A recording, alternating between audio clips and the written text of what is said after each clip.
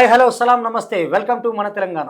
మన తెలంగాణలో ఇన్ని రోజులు జరిగిన ఇంటర్వ్యూస్ వేరు, ఇవాళ జరగబోతున్న ఇంటర్వ్యూకి ఇంకొక ప్రత్యేకత ఉంది. ఆ ప్రత్యేకత ఏంటి, ఎలా ముందుకెళ్ళబోతుంది ఈ ఇంటర్వ్యూ అనేది తెలుసుకోబోయే ముందు పాట పాట ప్రపంచాన్ని దాకి ప్రపంచ పటం మీద పరవశించినప్పుడు ఎట్లా ఉంటుంది, ఒక పాట ఒక ఐదుగురు ముఖ్యమంత్రులకు ప్రధాన పాత్ర అయి నడిస్తే ఎట్లా ఉంటుంది, ఒక పాట నిత్యమై సత్యమై మనిషి తత్వాన్ని చెప్తే ఎట్లా ఉంటుంది, ఒక పాట మన సొంత అన్న అయితే ఎట్లుంటుంది, ఒక పాట మన సొంత తమ్ముడైతే ఎట్లుంటుంది, మన అయ్య అయితే ఎట్లుంటుంది, దారిన పోయే లారీ డ్రైవర్ అయితే ఎట్లుంటుంది, ఒక పాట సినిమా పాట అయి చిందులేస్తూ సినిమా చరిత్రలో ఒక సంతకం చేస్తే ఎట్లుంటుంది, అటువంటి పాట ఎంత దూరం ప్రయాణించింది, ఇంకా ఏం చేయాలనుకుంటుంది, ఆ పాట ఎటుపోబోతోందని తెలుసుకుందాం ఇప్పుడు.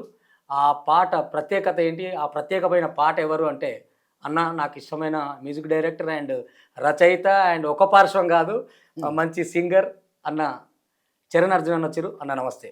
నమస్తే అన్న, నిజంగా ఇవాళ చాలా రోజుల నుంచి వెయిట్ చేసి మీ ఇంటర్వ్యూ కోసం ఇన్ని ఎదురుచూపుల తర్వాత నాకు ఒక అవకాశం అదృష్టం కలిగిందని చెప్పాలి వాస్తవంగా.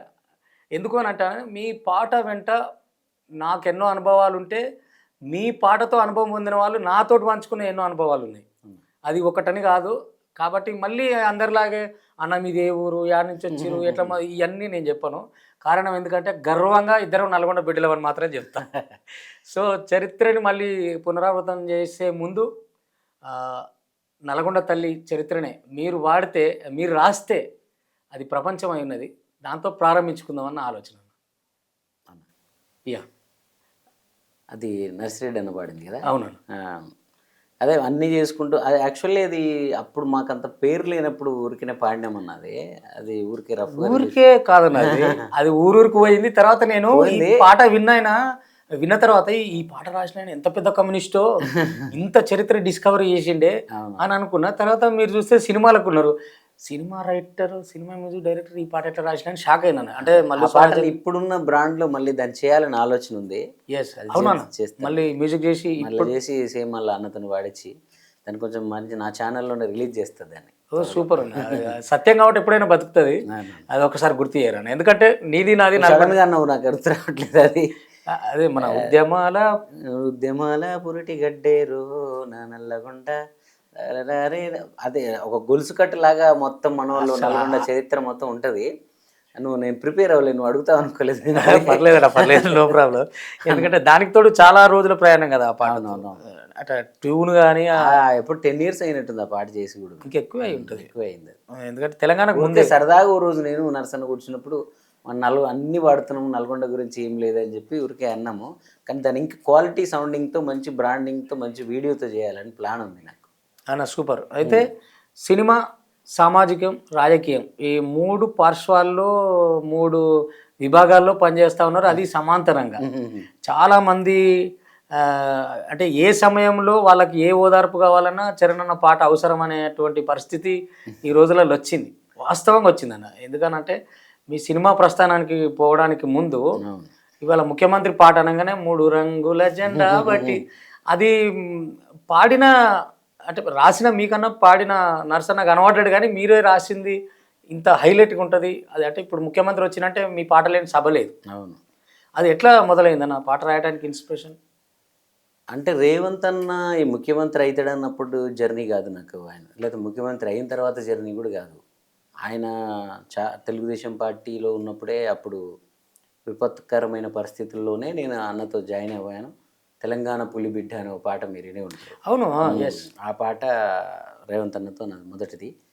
ఆ పాట చేసే రోజుల్లో చాలా ఘోరంగా ఉన్నాయి తెలంగాణలో పరిస్థితులు. ఆయన జైలు పోయి రావటం, అప్పుడే ఈయన సీఎం అవ్వడం, నాకెంతమంది ఫోన్లు చేసి మినిస్టర్ల నుంచి మన నల్గొండ లీడర్లు అందరు కూడా నాకు ఫోన్లు చేసి మీ ఎవడికి చెప్పు అని చెప్పి, ఎలా నువ్వు ఆయన వైపు కోరస్లు కూడా పాడడానికి భయపడుతున్న రోజులు అవి. అంటే కోరస్ కూడా ఎవరు రాలేదు, ఆ పాట పాడి నోడు కూడా నా పేరు వేయొద్దు, బయటికి రావద్దు అని. అలాంటి సందర్భాలలో నేను నాది మొదటి నుంచి నా తత్వం, నల్గొండ తత్వం, నా మైండ్ సెట్ ఎట్లుంటుంది, యుద్ధం వైపు ఎక్కువ ఉంటాం, పోరాటాల వైపు ఉంటాం కదా. బేసిక్గా నేను సినిమాల్లోకి వచ్చినా కూడా లోపల ఎక్కడ ఉంది నాకు అది చిన్నపాటిది. సో అన్న కష్టంలో ఉన్నాడు, అన్న యుద్ధం చేస్తున్నాడు, ఈయన వైపు ఉందాం, ఆయన చుట్టూ బోలెడు మంది కళాకారులు ఉన్నారు, అని చెప్పి నేను ఆ రోజు చేశాను. అక్కడి నుంచి ఇంకా అప్పటి నుంచి రేవంత్ అన్నకు నాకు ఒక చిన్న కమ్యూనికేషన్ ఏముంటుందంటే ఆయన చెప్పేది నాకు ఎక్కుద్ది. ఆల్రెడీ ఆయన మీద నాకు ఇష్టం ఉంటుంది. అంటే ఎందుకు ఇష్టం ఉంటుందంటే మా ఫ్యామిలీ టీడీపీ నేను చిన్నప్పటి నుంచి ఉన్నారు కాబట్టి ఆయన ఆ తెలుగుదేశం లీడర్ అనే ఒక దాంట్లో అన్న మీద ఒక చిన్న క్రేజ్ ఉండేది. ఆయన ఏం చెప్పాలనుకున్నా ఆ సోల్ మీకు ఎక్కద్ది. సో అన్నతో పాటు అలా ట్రావెల్ అవ్వడం చివరికి 10 ఏళ్ళ తర్వాత 10 ఏళ్ళ ఎన్నో పాటలు చేసినాము. ఆయనతో కూర్చొని గంటలు ఇలాగ డిస్కస్ చేసిన ఇన్పుట్స్ అన్ని నా తలకాయలు ఉంటాయి కదా. ఇంకా అన్నకు ఒక మంచి అవకాశం వచ్చింది. పీసీసీ అధ్యక్షుడు అయిపోయారు. పీసీసీ అధ్యక్షుడు అంటే ఆ రోజే మేము సీఎం అయిపోయినంత వైపు ఫీల్ అయిపోయాం. ఓకే. అప్పుడు ఆ ప్రమాణం చేసేటప్పుడు ఆ 3 రంగుల జెండా పాట ఉండాలి. నిన్నటి దాకా పార్టీలో లేడు కదా. సో ఆయన పార్టీ అంటేనే అన్న అనే ఒక అడ్రస్ అవ్వాలి అన్న సంకల్పంతో చేసిన పాట అది. ఇప్పుడు నువ్వు అన్నావు కదా ఎవరికైనా ఓదార్పు అంటే చరణ్ అన్న పాట, అవి నేను అనుకోని చేసినవే. ఓకే. సూసైడ్ లాగాలి అంటే, లేకపోతే అన్నదమ్ములు కలవాలంటే, నాన్న గురించి తెలియాలంటే, ఈ సంకల్పం ఒకటి అనుకుంటాను నేను. అలాగే రేవంత్ అన్న గురించి కూడా ఆ రోజు అంత సంకల్పంతో చేసింది. అది ఒక రాత్రి తయారు చేసి ఈ పార్టీ అన్నని సీఎం చేయాలి, ఈ పార్టీ అన్నని కాంగ్రెస్ మ్యాన్గా ప్రజలందరూ గుర్తించాలి, పార్టీ అంటే అనే లాగా అవ్వాలి అనే తత్వంతో చేసింది. అంతే బాగా నరసన్న కూడా పాడాడు. అవును. సో అది అప్పటికంటే కూడా అది ఎలక్షన్ క్యాంపెయినింగ్కి వచ్చినప్పుడు ఆ పాట ఇంకా బాగా వైరల్ అయింది. అవును. మీరు ఇంత బాగా పాడతారు కదా, మీరే పాడకుండా నర్సిరెడ్డితో ఎందుకు పాడించినట్టు అది? అంటే బేసిక్గా పొలిటికల్ సాంగ్లు నేను ఫస్ట్ నుంచి నరసన్నతోనే ఎక్కువ పాడించేవాడిని. నేను నాది కొంచెము ఎమోషనల్ టచ్ ఉన్న వాయిస్ ఉంటుంది. అంటే ఓన్ చేసుకుంటారు కదా, అది రాజకీయాల్లో పాడేసి మళ్ళీ అవతల వేరే వర్గాల వాళ్ళు మనల్ని వాళ్ళు కూడా నా పాట అంటే నా వాయిస్ అంటే ఇష్టం ఉండుంటుంది. ఈ అనవసరంగా ఎక్కడ మోగుతుంటే వీళ్ళు అట్టవడం ఎందుకు అనే సెన్స్లోనో, లేదా కొంచెం మాసీగా కొంచెం బోల్డ్గా నరసన్నది ఉంటుంది కాబట్టి బేసిక్ ఈ పొలిటికల్ సాంగ్లు ఇదంతా అనేది ఎక్కువ శాతం నరసన్న మాట్లాడుతూ ఉంటాడు లీడర్లతో. నేను సినిమాలో బిజీ ఉంటాను కదా, ఆ పాట చేసే ప్రాసెస్లో వాళ్ళతో మాట్లాడడం వేరే విషయాలన్నీ ఆయన చూసుకునేవాడు. నేను లోపల ఉండి కంపోజ్ చేయడం రాయడం చేస్తాను కదా. సరే పాడడం అనేది ఒకటే కదా, అది కూడా లేకపోతే నరసన్న ఉనికి ఉండదు కదా. ఓకే, పాడడాన్ని ఆయనకు వదిలేసేవాళ్ళు. తెర వెనుక నాకు కూడా ఏంటంటే నరసన్న వాయిస్ని అందరికంటే ప్రపంచంలో అందరికంటే ముందు నేను ఆయన ఎప్పుడైనా లో అయినా కూడా నేను అన్నకు చెప్పేది, ఎప్పుడు అన్న నీది ఒక టిపికల్ వాయిస్, ఎవ్వరికీ లేని వాయిస్ ఈ దేశంలో, నీదంటూ ఒక రోజు వస్తుంది, నీ వాయిస్ కోసం ప్రజలు ఎగబడే రోజులు వస్తాయన్న అని చెప్పి నేను ఆయనకు చెప్తా ఉండేవాడిని. మరి అన్నకు గుర్తుందో లేదో కానీ నేను నల్గొండలో ఉన్నప్పుడు ఒక ఛానల్లో విన్నా, మీరు ఏదో ఛానల్ చెప్తున్నప్పుడు కూడా అప్పటికి నాకు నరసన్న తెలియదు యాక్చువల్గా. మీరు చెప్తూ ఒక పాట సినిమాకి మిమ్మల్ని వాడిస్తా అని కూడా, సినిమాలు ఎక్కడ సందు దొరికితే అక్కడ అన్నను లాగేది నేను. లేకపోయినప్పుడు త్రివిక్రమ్ శ్రీనివాస్ గారు శ్రీవరణ్ల గారు నుంచి ఒకటి డైలాగ్ చెప్తారు, అక్కడ స్పేస్ లేదు అయినా స్పేస్ తీసుకొని అలాగా నరసన్న అవసరం లేదు. ఇప్పుడు ఈవెన్ మీకు ఏపల్లె పిల్లోడు పాటలో కూడా గలగల్లప్ప రేటి గంగమ్మ తల్లి నాది లేదు, అది ఆ ట్యూన్లో అది రాదు. ఎందుకో ఈ పాట బాగా వైరల్ అయ్యేలా ఉంది, ఇది అన్నను కూడా పెడదాం అన్న వాయిస్ కూడా పోతుంది ప్రజల్లో. కానీ తర్వాత ఇంకోటి నువ్వురాయి నేను శిల్పిలో కూడా హరిహరా అని ఒక హమ్మింగ్ వస్తుంది. అంటే నాకు ఏదన్నా ఒకటి ఇది బాగా ప్రజల్లోకి వెళ్తుంది అంటే అన్న వాయిస్ కూడా వెళ్ళాలి అనే ఒక, అంటే అన్న ఇప్పుడు తెలంగాణకి మీ ప్రోత్సాహం నరసన్నకు ఉపయోగపడ్డదా, నరసన్న మీకు ఉపయోగపడ్డా, మీ ఇద్దరు కలిసి రాష్ట్రానికి ఉపయోగపడ్డారా? లేకపోతే ఇప్పుడు అంటే బయట టాక్ ఏంటంటే ఇప్పుడు మీరు ప్రతి పాట గురించి అంతగానో చెప్తున్నారు నరసన్న మీరు ఇప్పుడు టచ్లో లేరని, మీ ఇద్దరికి విభేదాలు వచ్చినాయని, అంటే ఆయన చెప్పడంలో నేను లేకపోతే చిన్ని లేడను, అంటే లేదంటే మీరు అనటంలో ఆయనను తీసుకొచ్చిన నేను అనటం అనే ఒక ఇది నడుస్తుంది. ఇది ఎంతవరకు నిజం, ఏది నిజం అందులో? ఏమో అన్న, ఏదైతే సక్సెస్ అయ్యింది ఆయన. ఇప్పుడు నేను ఏదైతే ఇప్పుడు నరసన్న వాయిస్ నువ్వే అన్నావు ఏదో ఛానల్లో నువ్వు అంటుంటే విన్నానని, నేను ఆయనకు చెప్పేవాడిని. సో నాది నా సంకల్పాలలో ఈ సంకల్పం కూడా ఒకటి, నరసన్న వాయిస్కి క్రేజ్ రావాలి, ప్రజలందరూ ఎగబడాలని. అది జరుగుతుంది, సంతోషం. కాదు మీరు దాటేస్తుంది దాన్ని. అంటే కొన్ని ఒడిదుడుకులు ఉంటాయి ఎవరికైనా, అప్ అండ్ డౌన్స్ ఉంటాయి. ఒకసారి ఒక సినిమా ఏదో తీసి చిన్ని చరణ్ అన్న డౌన్ఫాల్ అయ్యిండు. డౌన్ఫాల్ అయినప్పుడు సినిమాలు లేవు, చాలా ఇబ్బంది పడుతున్నాయి, ఆయనకు పాటలు లేవు. ఆ టైంలో నేను పొలిటికల్ తీసుకొచ్చిన ఆయనకు నేనే పాటలు తీసుకొచ్చి ఇవ్వటం మూలాన్ని వాళ్ళ చిన్ని చరణ్ అంటే ఆయన నిలబడ్డాడు. నిజమే, అది నరసన్న మూలాన్ని అయింది అనేది పబ్లిక్ టాక్. ఇక అనుకోనేను నేను ఒకటి చెప్తా రమేష్ అన్న, నీకు ఏ పొలిటికల్ పాటలు ఏ రాజకీయ నాయకులు నాకు ఉపయోగపడలే, అది నరసన్నకే ఉపయోగపడ్డారు. ఇది వాస్తవం. అంటే వాళ్ళు ఉపయోగపడ్డారా, వాళ్ళని నరసన్న తెలివిగా ఉపయోగించుకున్నాడు అనేది నేను చెప్పలేను. కానీ నన్ను ఎప్పుడు కాపాడుకుంది, నా తప్పుల్ని సరిదిద్దింది, నన్ను ఒడిదిడుకులు చేసింది, నాకు జీవిత పాఠాలు నేర్పింది నా సినిమా ఇండస్ట్రీ మాత్రమే ఈ రోజు వరకు. స్టిల్ అంటే నరసన్న వల్ల మీరు లాభపడలేదు? ఏం పడలేదు. నరసన్న వల్ల నష్టపోయాను ఇంకా నేను. ఎందుకంటే ఒకానొక టైంలో ఈ అన్ని పొలిటికల్ సాంగ్లు చేస్తారు వీళ్ళు అది అనేది కూడా ఇండస్ట్రీలో ఒక టాక్ వెళ్ళిపోయింది. ఇప్పుడు మన నర్సన్న 1.5 ఇయర్ నుంచి లేడు, 2 ఇయర్స్ నుంచి టచ్లో లేడని మీరే చెప్తున్నారు. మరి ఇప్పుడు కూడా నేనేం పెద్ద సినిమాల్లో ఇట్లు కొట్టింది లేదు, కోట్లు రెమ్యునరేషన్లు తీసుకునేది లేదు. మరి ఇప్పుడు నేనేమన్నా రోడ్డున పడ్డానా? ఇప్పుడే నేను సొంత స్టూడియో, నువ్వు నిన్న వచ్చినప్పుడు సొంత స్టూడియో నాది. అవును. అంతకుముందు సొంత స్టూడియోనే లేదే, రెంటెడ్ స్టూడియోలనే ఉన్నామే. అవును. మరి అప్పుడు నేను నిజంగా పొలిటికల్ సాంగ్లు తీసుకొచ్చి కోట్లు సంపాదిస్తే నేను అప్పుడే బాగుండాలి కదా. నేను ఈ 1 ఇయర్ నుంచే బాగున్నా, ఈ 1.5 ఇయర్స్ నుంచే. సో నాకు నన్ను ఏమైనా చేసింది సినిమా ఇండస్ట్రీ. నర్సన్నది నాది మ్యూచువల్, అది పాట ఆ రోజు ఆయనకు అవసరమే. ఓకే. అప్పుడు మా స్టూడియో మేము ఒక వ్యవస్థలాగా 10 మందిని కలిసి పనిచేస్తేనే ఆయన ఒక పాటను ఈరోజు ఆయనకి ఆ కృష్ణానగర్లో ఆ స్టూడియోలు ఈ స్టూడియోలు ఆయన బ్రాండ్ వచ్చిన తర్వాత ఆయనకు పరిచయం అయి ఉండొచ్చేమో, ఆయనకు టీం అవ్వచ్చేమో. కానీ ఆ రోజు ఆయనకు మేము తప్ప ఎవరు తెలియదు. ఇక్కడ అసలు ఒక పాట పట్టుకొస్తే ఆ పాటని అనుకున్న టైంకి డెలివరీ చేయాలి అంటే నా కింద ఒక 10 మంది యంత్రాంగం పనిచేసేది. సో ఏదో మేము పనిచేస్తున్నాం కాబట్టి దానికి ఎంత కొంత ఇచ్చేవాడేమో అంతే తప్ప అది దానితోనే మా పూటలు గడిచినాయి, అది లేకపోతే మేము బతకలేము అనేది. నేను ఇండస్ట్రీకి వచ్చి దాదాపు 20 ఏళ్ళు అవుతుంది. అంటే ఇప్పుడు డైరెక్ట్గా మీరు ఏమంటారు, నర్సన్నకు మీరే వెళ్ళిపోయారు తప్ప ఆయన మీకేం? నేను ఆయనకి ఏం వెళ్ళిపోయానో నాకు తెలియదన్నా. నాకు వెళ్ళిపోవడం అనే ఎవరు, నేనేం ఏటితో కోట్లు మూటలు కట్టలే, వాటి వల్ల నాకు ఏం కలిసి రాలేదు, ఏది నాకు 1 రూపాయి మిగలేదు ఎప్పుడు ఏ పొలిటికల్ సాంగ్ల ద్వారా.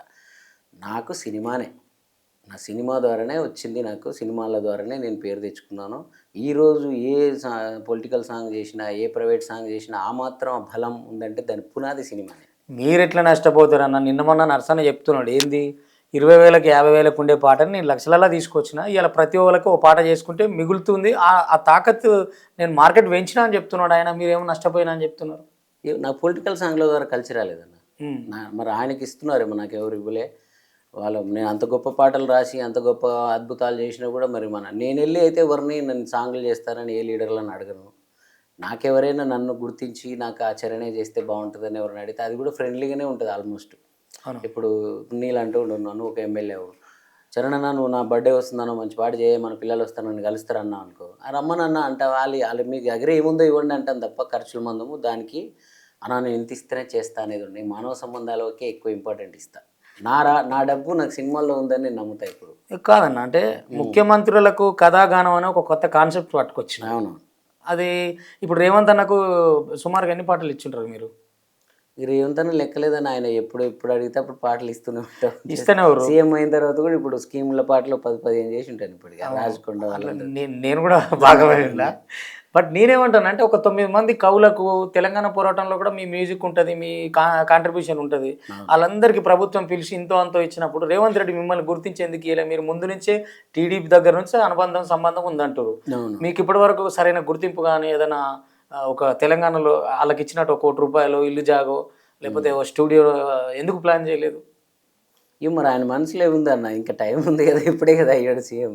నా డౌట్ అంటే ఆ ఇచ్చిన వాళ్ళంతా తెలంగాణ పోరాటం చేసిన వాళ్ళను లేకపోతే పెద్ద పెద్ద వాళ్ళకి ఇచ్చినట్టున్నారు కదా, నాలాంటి వాళ్ళకి ఎవరికి ఇవ్వలే.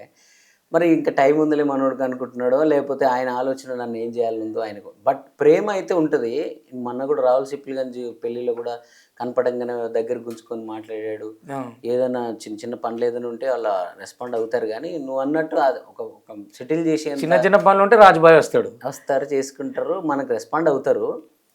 బట్ మరి నేనైతే స్టూడియోది అడిగాను ఒకసారి, ఫస్ట్ టైం సీఎం కలిసినప్పుడు మీటింగ్లో, నాన్న నేను స్టూడియో కట్టుకుంటాను చూడండి అని అన్నాను. మళ్ళీ ఇంకా నెక్స్ట్ మీటింగ్లో కలవలేదు. బట్ ఏదో చేస్తారని నమ్మకం అయితే ఉంది నాకు. బట్ ఇప్పటివరకు అయితే ఏం చేయలేదు. ఈ ఇంటర్వ్యూ ఇట్లనే కొనసాగితే నన్ను తిడతారన్న మా ప్రేక్షకులు. అరే నువ్వు ఎట్లాంటి మనిషిని తీసుకొచ్చి ఒక పాట పాడించకుండా ముచ్చట మీద ముచ్చట పెడుతున్నావు అంటారు. అన్న నన్ను అడగమంటారా, మీరు వాడతారా? అంటే పాటలన్నీ అందరికి తెలుసు, పాట వెనక ముందు కథలన్నీ తెలుసుకోవాలని ఉంటుంది. అవునన్నా. నాకు నా బాధ ఏంటంటే, డాన్ సినిమాలో ఒక మంచి పాట పాడారు. అవును. తర్వాత రచ్చలో ఒక అద్భుతమైన పాట పాడారు. శంభో శివశంభో ఇట్లా చెప్పుకుంటూ పోతే సినిమాల్లో చాలా మంచి పాటలు ఉన్నాయి. మీకు నచ్చిన, లేదంటే విమానం సినిమాలో పాట అన్నవాడు నువ్వే రాసి పాడింది, రేల రేల పాడలేదు, మంగ్లీ పాడింది, నేను రాసి కంపోజ్ చేశాను. అవును. ఏదో నాన్న పాటతో స్టార్ట్ చేద్దాం మనం. పాట పాడకపోతే కొడతారు. నిన్ననే ఆ పాట తాలూకు ఒక రమేష్ అని ఒక డైరెక్టర్, కాబోయే డైరెక్టరు వాళ్ళ ఏదో ఊర్లో చిలకలూరుపేట ఇక్కడ ఊరది. ఓ సూపర్. అక్కడ ఒక వికలాంగుడైన మనిషి, ఆయన నీకు తెలుసా, ఆయనతో ఒక్క ఫోన్ కాల్ మాట్లాడిస్తే నా జన్మదినం అవుతుందని ఫోన్ చేయించుకున్నాడు. వావ్. ఎందుకు అంటే ఈ పాట కోసమే. అంటే ఆయన కూడా వికలాంగుడు, ఆయన కొడుకు కోసం ఆయన చాలా తాపత్రయపడుతుంటాడు విమానం సినిమాలాగే. అంటే ఆ పాట వినందే నేను లేవను, ఆ పాట వినందే నిద్రపోను, అలా అంత ఇండ్లల్లో ఆయన ఒక్కడే కాదు, అలా చెప్పని వాళ్ళు చాలామంది. అది అందరికీ కూతురు తండ్రి అంటే లేదా కొడుకు తండ్రి అంటే అదొక స్టేటస్ లాగా అయిపోయింది ఆ పాట. అవును. దాంట్లో మేజర్గా ఈ లైన్స్, నువ్వు కన్న కలలే నెరవేరేను చూడు, అందుకే ఉన్నడు మీ నాన్నే తోడు, దశరథ మహారాజే నాన్నై పుట్టాడు, నువ్వు రాముడంత ఎదగర నీడు, సంబరం అంటే ఏదో కాదురో, ఇంతకు మించి ఏది లేదురో, రేల రేల రేల రేల నిదే నింగి నేల, నిత్యం పండగల్లే బతుకు జన్మే ధన్యమయేలా, సిన్నోడా ఓ సిన్నోడా చిన్న చిన్న మేడ, సిత్తరంగ చూపిస్తాది సంబరాల జాడ. సూపర్ అన్న. అంటే ఏ పాట చూసినా అంత లోతులకు ఎట్లా పోతావు అన్న? అంటే మీ స్టడీ ఎంత, అసలు మీరు స్టడీ చేసింది ఏంది? అంటే నేను నేను ఏమనుకుంటా అంటే రమేష్ అన్న, ఒక పాట ఒక సందర్భం గురించి, ఒక ఎమోషన్ గురించి మనం ఒక పాట చేస్తే, ఆ పాట ఆ సందర్భాల గురించి ఒక 100 ఏళ్ళ తర్వాత ఈ సందర్భాల మీద ఏమేం పాటలు ఉన్నాయని తీస్తే ఒక 3, 4, 5 వస్తే అందులో మన పాట కూడా ఉండాలని కోరుకుంటాను నేను. చిన్నప్పటి నుంచి అంతే, నేను ఫస్ట్ నుంచి అంతే.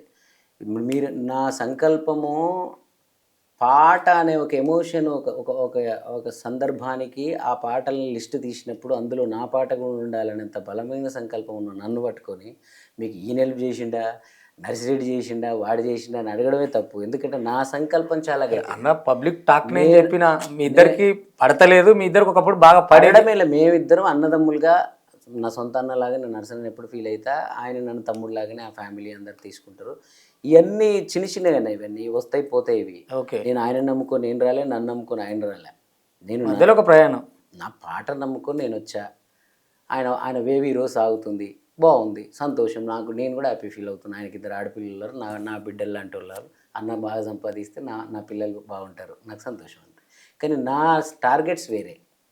నా కాన్సెప్ట్ ఇవ్వాలి. దీన్ని ఎంతమంది ఒప్పుకుంటారన్న? ఇప్పుడు నువ్వు చెప్తున్నావు ఒక ప్రయాణం జరిగినప్పుడు నేనే హెల్ప్ అయినా నువ్వు హెల్ప్ అయినావు అనేది పక్కకు పెడితే, సరే ఆయన హెల్ప్ అయితే వెళ్ళిపోండి అన్న. నేనేమంటా అంటే దాన్ని ఒప్పుకోవడం అనేది. కానీ నేనేమంటున్నానంటే, నేను నర్సిరెడ్డి, చరణ్ అర్జున్, రమేష్ అన్న వీళ్ళందరి గురించి మాట్లాడలేదు. కానీ పాట అంటే పాట పుట్టించిన రచయిత, సృష్టించిన సంగీత దర్శకుడి కంటే ఎవ్వడు దాని యజమాని కాదు. వావ్. ఎవ్వడు దాని యజమాని. పాట పాడినోడు ఎప్పటికీ, ఇప్పుడు సినిమాలో దర్శకుడు సృష్టిస్తాడు, కథ రాసుకుంటాడు, ఓకే, కెమెరామెన్ తీస్తాడు, యాక్టర్ యాక్టింగ్ చేస్తాడు. ఆ యాక్టర్ని కాకుండా ఇంకొక రాజమౌళి గారు లాంటి వాళ్ళు ఈగని పెట్టి కూడా ఇటు చేసినారు సినిమాలు. ఇక్కడ ఏంటంటే అలా అనుకుంటే నా పాటలు నర్సిరెడ్డి పాడినే హిట్ అయి ఉండాలి కదా. మీరు అంటున్న నువ్వు రాయి నేను శిల్పి నేను పాడిందే, అన్నదమ్ముల పాట నేను పాడిందే, మంగ్లీ వాడు 60 ఏళ్ళు మించిన కనకవ్వ లాంటి ఆమెతో పాడించి కూడా బ్లాక్ బస్టర్లు కొట్టినా నేను. ఇంకా కొడతా. మన్న భిక్షమం అనే ఒక మామూలు మా పిన్ని వరుస అవుతుంది, చాలా పనులు చేసుకుని ఆమె వచ్చి పాట పాడి లెగరా సంబయ్య అని బ్లాక్ బస్టర్ హిట్ కొట్టింది. బలికే బాయిలోనే అనే ఒక చిన్న ముసలామ మొన్న పాడితే మంగళి కంటే ఆ వాయిస్ని ఎక్కువ ఇష్టపడ్డాను. ఇక్కడ ఏది సృష్టించిన వాడే పాట రాసేవాడికి, కంపోజ్ చేసేవాడికి ఎవ్వరూ లైఫ్లు ఇవ్వాల్సిన అవసరం లేదు, సింగర్లు లైఫ్లు ఇవ్వాల్సిన అవసరం లేదు. సో ఆయనకు తెలియని లీడర్, నాకు తెలియని లీడర్లు ఆయనకు తెలియదు. వాళ్ళందరూ కూడా చరణ్తో చేపిస్తా అంటేనే ఆయనకి ఇస్తారు. ఇప్పుడు రాజగోపాల్ రెడ్డి, కోమటిరెడ్డి వాళ్ళు ఆయన పనిచేసిన మనుషులు అయినా కూడా వాళ్ళు నర్సిరెడ్డిని పాట చేసుకురాపోరు, ఆయనకి ఇవ్వరు. చిన్ని దగ్గర పో అని చెప్తారు. వాళ్ళకు పరిచయం చేసింది ఆయనేనట్టగా మిమ్మల్ని, నన్న కోమటిరెడ్డి బ్రదర్స్ని చేయొచ్చు అన్న దాంట్లో తప్పే ఉంది అంటే. నేను ఇప్పుడు 2004లో 2003లో ఆయుధం సినిమాలో పాట రాసిన, ఇదేమిటమ్మా మాయా మాయా మైకం కమ్మిందా, ఆ పాట ఇప్పుడు ట్రెండ్ అయింది కే ర్యాంప్లో. అవును.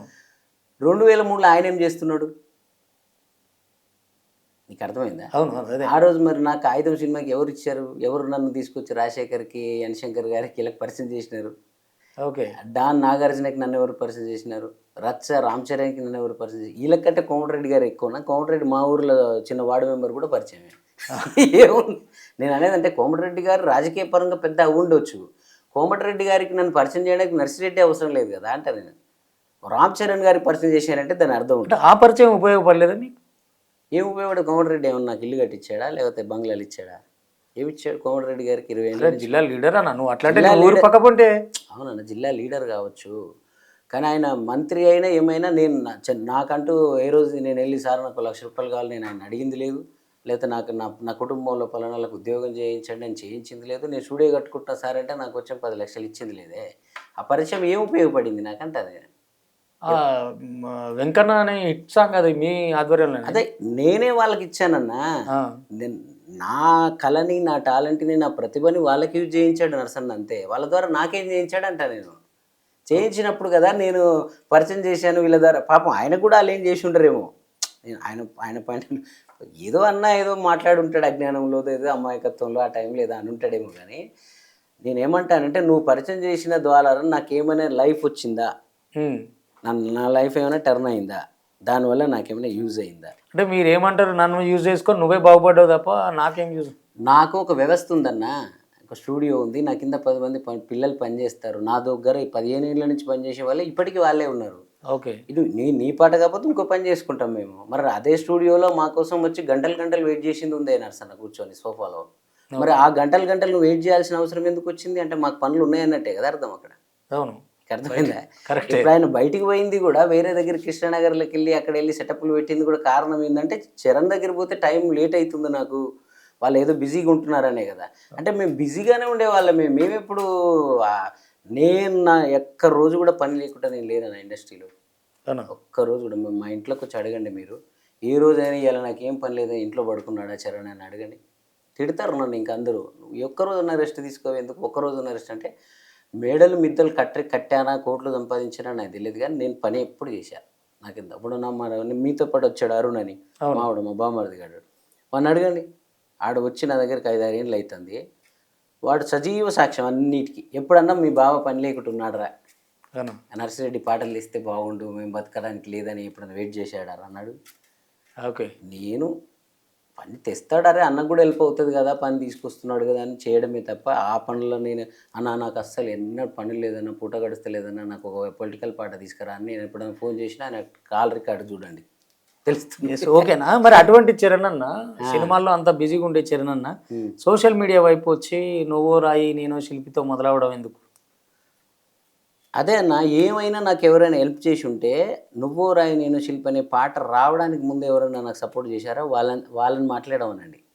ఎవరు మాట్లాడలే. నేను 2015లో 14లో సినిమా తీసి తెలంగాణ ఉద్యమం తీవ్రంగా తెలంగాణ వచ్చింది, రాష్ట్రం అంతా సంబరాలు చేసుకుంటుంటే నేను అప్పలపాలైపోయా. మీ తమ్ముని పెట్టి సినిమా తీసి మొత్తం సర్వం కోల్పోయి నేను మామూలుగా ఉన్నప్పుడు 14 నుంచి 18 వరకు నాతో మాట్లాడిన నాదుడే లేడు. ఆ రోజులలో ఎంత పెట్టుంటారు సినిమాకి? 1.5 పెట్టాము అప్పుడే. ఓకే. సో నన్ను నేను నిర్మించుకునే ప్రాసెస్లో అప్పుడు దాదాపు 1 year 2 years నర్సన్న నాతో మాట్లాడలేదు.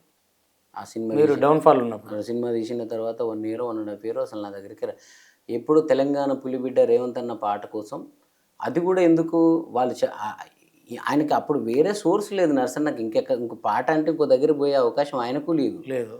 రేవంత్ అన్నకు మేము తెలంగాణ 2014 ఎన్నికల్లోనే కొడంగల్లు పులిబిడ్డ అని చేసాం ఆ పాటని. ఓకే. ఆ పాట ట్రాక్ నా దగ్గరే ఉంది, ఆ పాట రాసినోడిని నేనే. సో మళ్ళీ ఈయనకు కాకపోతే కాంటాక్ట్స్ ఈయనకు వస్తారు వాళ్ళు, నేను దొరకను కదా అన్న, నేను దొరకను, కావాలని వాళ్ళ ఇంట్లో పండి పోవు, దొరకను, నా నెంబర్స్ ఉండవు, ఈయనకు ఎవరో ఒకరు లింక్ ఉంటారు అక్కడ. సో ఆయన దానివల్ల నర్సన్నకు ఫోన్ చేస్తారు, వాళ్ళు చేసి ఆ పాట ఇప్పుడున్న రాష్ట్ర పరిస్థితుల మీదకి సెట్ చేయాలి, చిన్న ఎక్కడున్నాడో పట్టుకొని ఆ పాట రెడీ చేయంటే ఆయన నా దగ్గరకు వస్తాడు అంతే. నన్ను ఏదో ఉద్ధరించాలని నా దగ్గరికి ఏమి రారు ఎవరు. ఓకే. ఆ టైంకి ప్లస్ ఆ రోజు నర్సన్నకు నాకే పాట అంటే చరణ్, పాడాలంటే నాకు నర్సన్ని, రాయాలంటే కంపోజ్ చేయాలంటే ఆయనకు చరణే. స్టూడియో ఆ బాండింగ్ ఆ రోజు మాకు ఉంది. ఒకరికొకరు మ్యూచువల్గా సపోర్ట్ చేసుకోవడమే తప్ప ప్లస్ అది నాకు అది నేను ఎప్పుడు ఇసుగుపడుతూనే ఉండేది నర్సన్న విషయం ఏందన్నా నేను ఏదో బిజీగా ఉన్నాను వచ్చి ఆడిపాట అంటావు విడిపాట అంటావు అనేది తప్ప ఎప్పుడు అది అలా ఏం లేదు. ఇప్పుడు అందుకే మీ పీడ వదిలించుకున్నాడేమో మరి. కావచ్చు ఆయనకు ఆ కంఫర్ట్ అక్కడ ఉండొచ్చు. మా దగ్గర ఎలా ఉంటుందంటే మేము ప్రతిదీ పర్టికులర్గా ఉంటాము. ఇది ఇలాగే పాడాలంటే ఇలాగే పాడాలంటాము. సమ్ టైమ్స్ సినిమా వర్క్ ఉందనుకోండి సినిమాకే ప్రయారిటీ ఇస్తాను నేను. ఓకే. ఈయనను వెయిట్ చేయమంటాను. సో అందువల్ల కూడా ఆయన కంఫర్ట్ ఉండకపోవచ్చు అంతే తప్ప మా మధ్య విభేదాలు ఏమి లేవు. ఆయన వర్క్ కంఫర్ట్ కోసం ఆయన వెళ్ళాడు అంతే. ప్రజలు కూడా సినిమా అంటే నాకు కూడా పెద్ద మాధ్యమం, ఆ జానర్ వేరు. నాకు కూడా ఒక రోజు ఏమన్నాడు అంటే నరసన్న ఆ పొలిటికల్ సాంగ్లు అంటే నా వాయిసే చూస్తారు, ఎవరు లిరిక్లు మ్యూజిక్లకు పెద్ద ఇంపార్టెంట్ ఇయ్యరు, అది పెద్ద నా వాయిస్ ఉంటే చాలు ఎలాగైనా వినేస్తారు ఈ జనం అన్నాడు ఆయన. అలాంటప్పుడు నేను ఎందుకు మరి పని చేయడము నాన్న అంత కొట్టుకొని తలకాయ బుర్రంతా పాడు చేసుకొని మేము అంత రాసి కంపోజ్ చేయాల్సిన అవసరం లేదు, నీ వాయిస్ ఉంటే చాలు అంటున్నావు కదా పాడుకోపో ఎక్కడో అక్కడ నేను వదిలేసి చెప్పేసి రేగా అందులే ఆయన ఆటోమేటిక్గా సింపుల్గా అట్లా ఆయన కంఫర్ట్ ఉన్న కాడ పోతాడు. వాస్తవానికి నేను ఎక్కువ సినిమాలకే ఫోకస్ పెడుతున్నా. ఓకే. పాపం తను వచ్చినా కూడా నేను ఆయనకి టైం ఇలా ఆయన చాలా అరివరి ఉంటాడు పాపం. ఒక పని ఒప్పుకున్నాడు అంటే వాళ్ళకి టైంకి ఇవ్వాలన్న టెన్షన్ అది నచ్చుద్ది నర్సంలో ఇప్పటికీ. ఎవరిదైనా ఒక పని ఒప్పుకొని డబ్బులు తీసుకున్నాడంటే వాళ్ళకి ఇన్ టైంలో ఆ పాట ఇచ్చేయాలన్న టెన్షన్ ఉంటుంది ఆయనకి. కానీ మా దగ్గరకు వచ్చినప్పుడు మాకు డైరెక్టర్ వచ్చి కూర్చుంటే ఆయన ముందర పొలిటికల్ సాంగ్ మొదలు పెడితే మా భయం అవుతుంది. సో అందుకని ఏదో వర్క్లు ఉంటాయి. చిన్న డైరెక్టర్ పెద్ద డైరెక్టర్ అయినా కూడా ఆయనకి ఇంపార్టెంట్ ఇస్తాను నేను. అదే ఆయనకు కొంచెం నరసన్నకు ఇబ్బందిగా ఉండొచ్చు అంతే తప్ప వేరే ఏం లేదు. మళ్ళీ ప్రేమలు అన్నీ కామన్. ఎప్పుడు మేము ఇద్దరు ఇంతకుముందు ఏం ప్రేమ ఉందో కలిసినప్పుడు అంతే ప్రేమ. చెప్పారు కదా బోలా శంకర్ అంతే కాదన్నా. అంటే నేను తత్వం దగ్గర వచ్చి ఆగిన, మీరు తత్వం వైపు ఎట్లా వచ్చారు? ఆ పాట ఒకసారి చాలా అద్భుతంగా అనిపిస్తుంది ఒకసారి.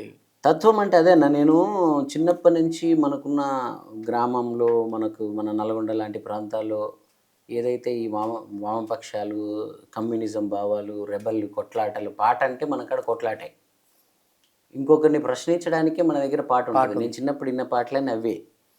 అవన్నీ నేను విని నేనెందుకు ఇటువైపు వెళ్ళాలి, ఆల్రెడీ నా కుటుంబం మేమంతా పేదరికంలోనే ఉన్నాము. మళ్ళీ ఈ పేదరికాలను గుర్తు చేసుకుంటూ వాటిని గుర్తు చేస్తూ ప్రజల్ని పాడే పాటల ద్వారా నాకేం ఉపయోగం అవుతుంది పర్సనల్గా, సమాజం దృష్టిలో అంటలేను నేను. అదే సమాజాన్ని చైతన్యపరచడానికి నాకన్నా బోలెడు మంది చాలామంది ఉన్నారు. వీళ్ళందరూ అదే బాట ఎంచుకొని ఉన్నారు.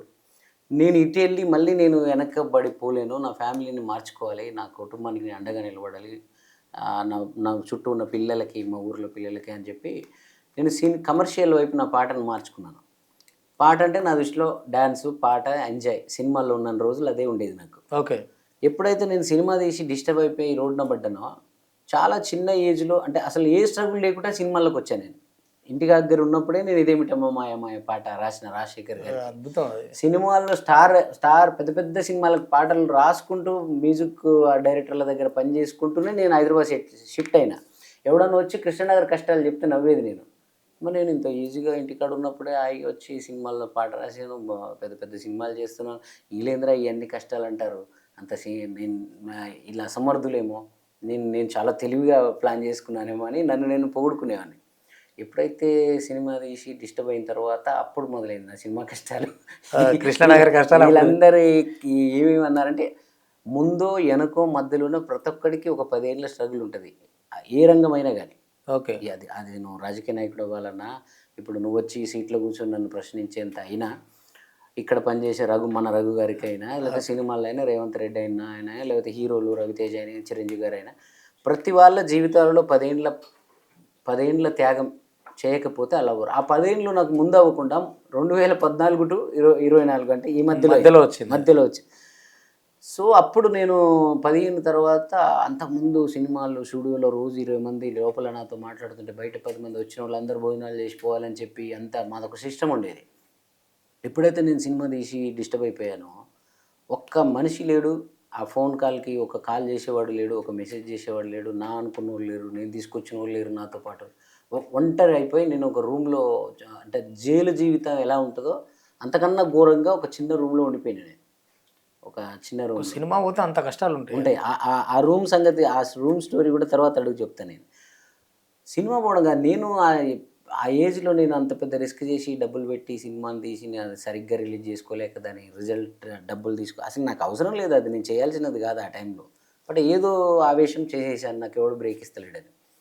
ఒక చిన్న ఇంట్లోకి పోయినా నేను, ఒక చిన్న 2 జతల బట్టలు తీసుకొని మళ్ళీ హైదరాబాద్ వచ్చినప్పుడు ఎలా వచ్చానో ఆఫ్టర్ 10 years మళ్ళీ అదే పొజిషన్లో మళ్ళీ ఒక చిన్న పంచవటి కాలనీలో ఒక చిన్న 2 రూమ్ అంటే హాల్ మొత్తం వేరే రెంట్కి ఇచ్చి 2 రూమ్లే నాకు ఇచ్చారు.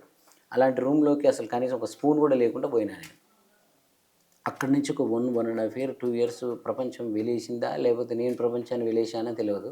ఓ 2 ఏళ్ళు ఒంటరిగా గడుపుతున్న క్షణాల్లో నాకు మనిషితనం అంటే, జీవితం అంటే అసలు ఇలా ఉంటుందా లైఫ్, ఇలా ఉంటారా మనుషులు, నిన్నటిదాకా ఉన్న మనుషులంతా ఎటుపోయారు, నా దగ్గర స్టూడియోకి వచ్చి నాతో అంత ప్రేమలు ఒలకబోసిన వాళ్ళు అంతా ఎక్కడ పోయారు, ఓ మనిషి సక్సెస్లో ఉంటేనే మనుషులు ఉంటారా లేకపోతే ఉండరా, అంటే మనిషి అది తప్ప ఇంకేమీ లేదా అన్న తనం నుంచి ఈ సమాజము నేను కూడా ఈవెన్ సమాజంతో పాటు నేను కూడా పాట అంటే డ్యాన్సులు, ఆటలు, సంతోషాలు, సంబరాలు, పండగలు ఇలాగే ఫిక్స్ అయ్యాము.